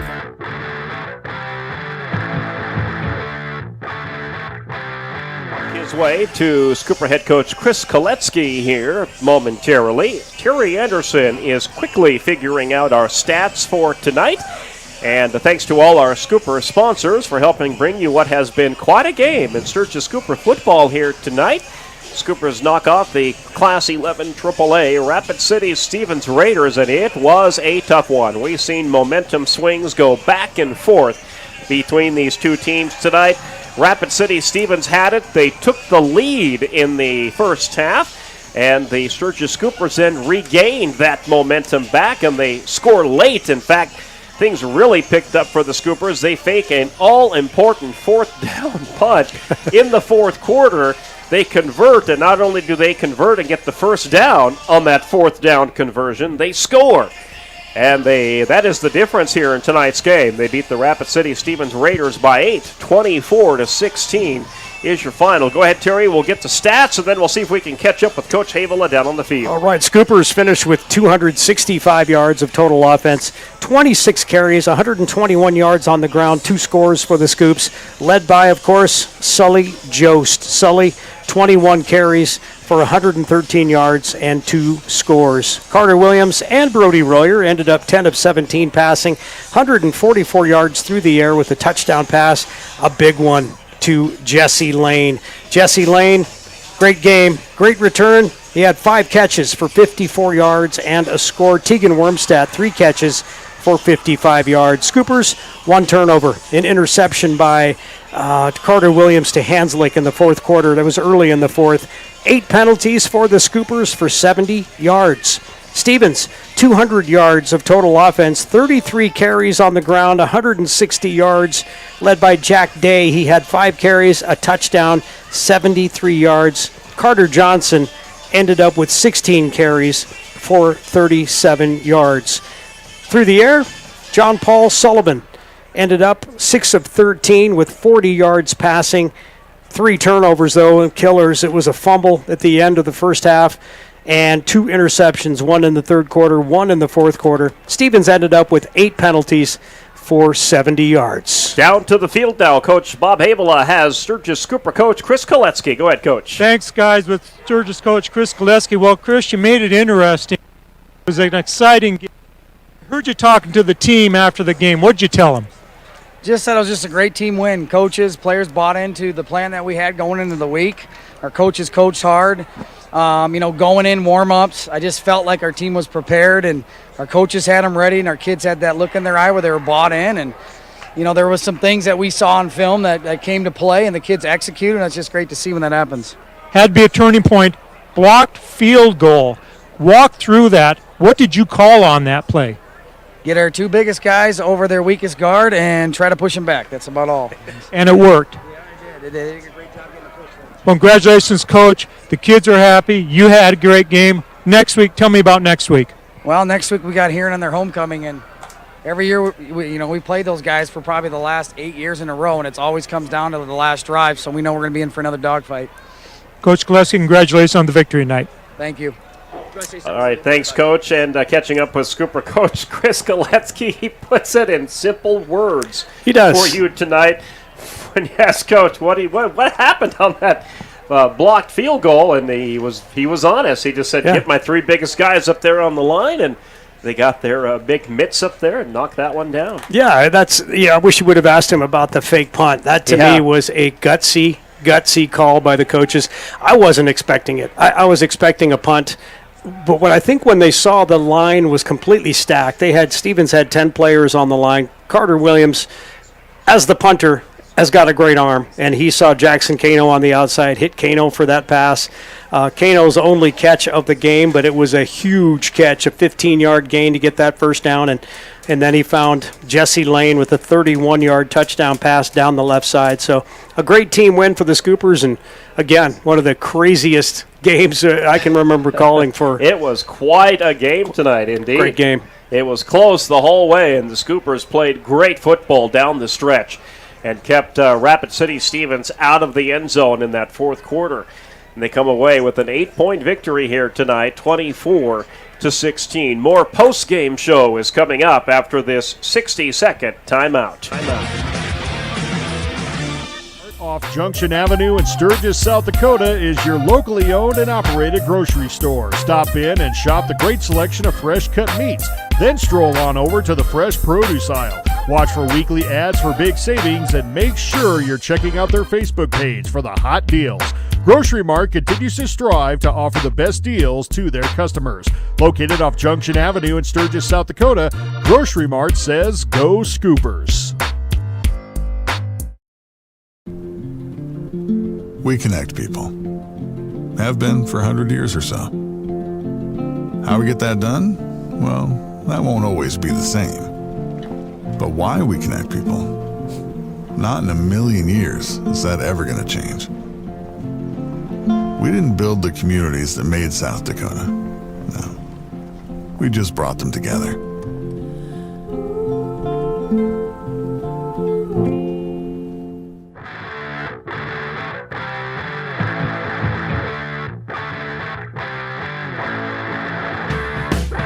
Post-game show being brought to you by Quick Mart Sturgis Subs, proud to sponsor the Scooper Athlete of the Week award. This week it's Ariana Burke. And as Terry Anderson would say, she, along with her hamburger helper mitts, has had a whale of a season. So congratulations to her for our Athlete of the Week award. Looks like we're going to head back down to the field, and Coach Bob Havela has caught up with one of the superstars of the game, and that is number 13, Jaden Blair. Or make that number, is that Jaden Blair or 23? Great game tonight. Let's talk about the interception. What did you see out there right before the play was snapped? I saw that third receiver roll over, and we were in our regular coverage, and so I'm supposed to split 1 and 2. And I saw him break inside, and I was like, oh, I got to go get that. Saw the ball in the air, and I just looked it all the way in, and it was an amazing play. It was nothing better that I could ask for, especially with that close of a game, with that little time. It was just awesome. So. And it was an amazing play, and it really was the play that made the game. And then you get mobbed. How was that? It's always worth it, especially on the close games that end like that. Those are the most fun. So it was a blast tonight. Well played. Good job tonight. Enjoy yourself tonight. Thank you, sir. Thank you. All right. That was number 23, Terry. Brody Royer, who had the pick tonight. Big game for him. I was looking at number 13, I thought it said, but it's... I did too, which is Jaden Blair, but it was Brody Royer, 23, who did have the pick. Yeah, yep. And Brody also with a heck of a pass in the first half. That's right, on the fake punt, right? Yep, 30-yard completion that I added up, of course, in the total of the stats. But Royer, a great baseball player, and they might have to look at doing some end-around options and things with his arm because he's a heck of a football player, too. Royer's thinking of some mac and cheese, maybe a sub sandwich from Quick Mart Sturgis Subs, and he's into the running for Athlete of the Week. All right, what do you say we move into the legendary electric scoreboard? I'll let you handle that, too. Go ahead. Okay, let me pull it up here. And one game we talked about earlier was the Hill City Harding County Bison final, and that one finally did end. Very high-scoring game. Let me see if I can get those scores pulled up here. Yeah, the final of that one, Harding County Bison 50, Hill City 43. Hill City takes their first loss of the season, and they played up at Ab Penn Field up in Buffalo. Tough place to play a game. Number 2, Wall with a big win over New Underwood, 59-6. Lemon McIntosh with a win over Harriet Selby area, 30-24. Dupree, a 56-6 win over Potter County. I'm sure Timothy Potts not happy about that one since he's a Potter County guy. Timberlake beats Faith 36-8. That's in 9B. 11B scores. Hot Springs with a 12-0 win over Lee Deadwood. They shut them out. Winner, an 18-8 win over number 2 Elk Point Jefferson. That was at Elk Point Jefferson. Sounds like a winner football score to me. Probably just a lot of smash mouth football in that 11B score. 11A. Number 4, Dakota Valley blanks Lakota Tech 63-0. Tri-Valley, who received some votes, shut out Belfouche 37-zip. Madison 42-16 winners over Custer. Sioux Falls Christian number 1, they will remain number 1, a tough 19-8 win over number 3 Lennox. Moving on to 11AA. Number 4, Yankton, 74-6 over Douglas. Number 2, Watertown upsets number 1 Pierre. Kind of on the ropes right now. We'll see where they end up at the end of the season. Watertown 28, Pierre 14. Number 5, Brookings, they remain unbeaten after a 1-8 season last year. Brookings 8, Aberdeen Central 7. T-Area, they beat Huron tonight, and Scoopers will face Huron next week. T-Area 41, Huron 14. Huron 0-3 on the season. Scoopers looking to maybe spoil their homecoming next week as we'll make that long trip out to Huron. 11AA scores. Number 1, Harrisburg will remain number 1. They beat Central, Rapid City Central, 42-8. Number 3, Brandon Valley with a 27-0 win over number 5, O'Gorman. Those are your scores on the legendary electric scoreboard. All right. Final thoughts tonight, gentlemen. I'll tell you what a night, guys. I do have one question. Why does the oldest guy in the booth have to go up and down the stairs? You're killing me here. Because you are exceptional down on the field, and you know a lot of those kids. I'll tell you what, and what a fun bunch to be around. Good answer, Gary. I do enjoy it. Yeah, thanks, Gary.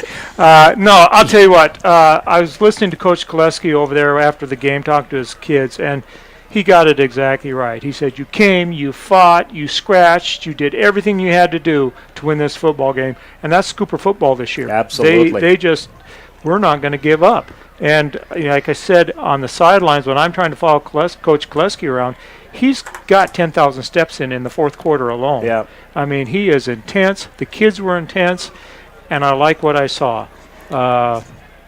This team, I think, is going to win some more football games. Yeah, a lot of times a team will take on the personality of their coach, and I think you can see that with these boys. That first game, I think, might be an anomaly. We went down to Brookings and got our butts handed to us by the Bobcats, which Gary and I were not expecting. Yeah. We were kind of shell-shocked, actually, when we were coming home, and I wasn't sure what to think about the upcoming games. Last week, against Douglas, it's Douglas, and it was a big win, and the boys were happy. Tonight kind of proved a lot to me watching the boys play, and the offensive line, the defensive line played well. Sully Jost, so funny at halftime we're saying, I wouldn't count him out. Stevens seems to have him figured out. His first carry of the second half, Sully Jost busts off a huge touchdown run of 44 yards, and that kind of set the tone for the second half. And yeah, proud of these boys tonight, and looking forward to next week's game at Huron. Off to Huron next week. Guys, closing comments before we call it a night tonight. Sturgis played well. They played hard, and that's when you win football games. And give Stevens credit. I mean, they didn't quit. I was down on those sidelines. There was some real hitting going on, and Stevens wasn't quitting. Indeed. Yeah, I think Stevens will win some football games. Yeah, both teams had 8 penalties, and some of the 15-yard variety of it. Otherwise, not a really crazy, dirty game. And then there was a few plays in there where it got chippy, not like we saw last week against Douglas. And I know Coach Koleski and the coaches made that a point of emphasis this week to cut out those personal fouls, just because there was too many of them last week, and those can really come back to bite you if you're not careful late in a game. So good discipline, I think, by the players, and looking forward to next week. Scoopers going to win tonight, 24-16 over the Rapid City Stevens Raiders. They'll improve to 2-1 on the season, and we're off to Huron a week from tonight. We'll call it quits here tonight from the booth at Woodland Field in Sturgis. For Terry Anderson, Bob Havel, Gary Matthews, enjoy the weekend, everyone. Aloha. Tschüss. Football.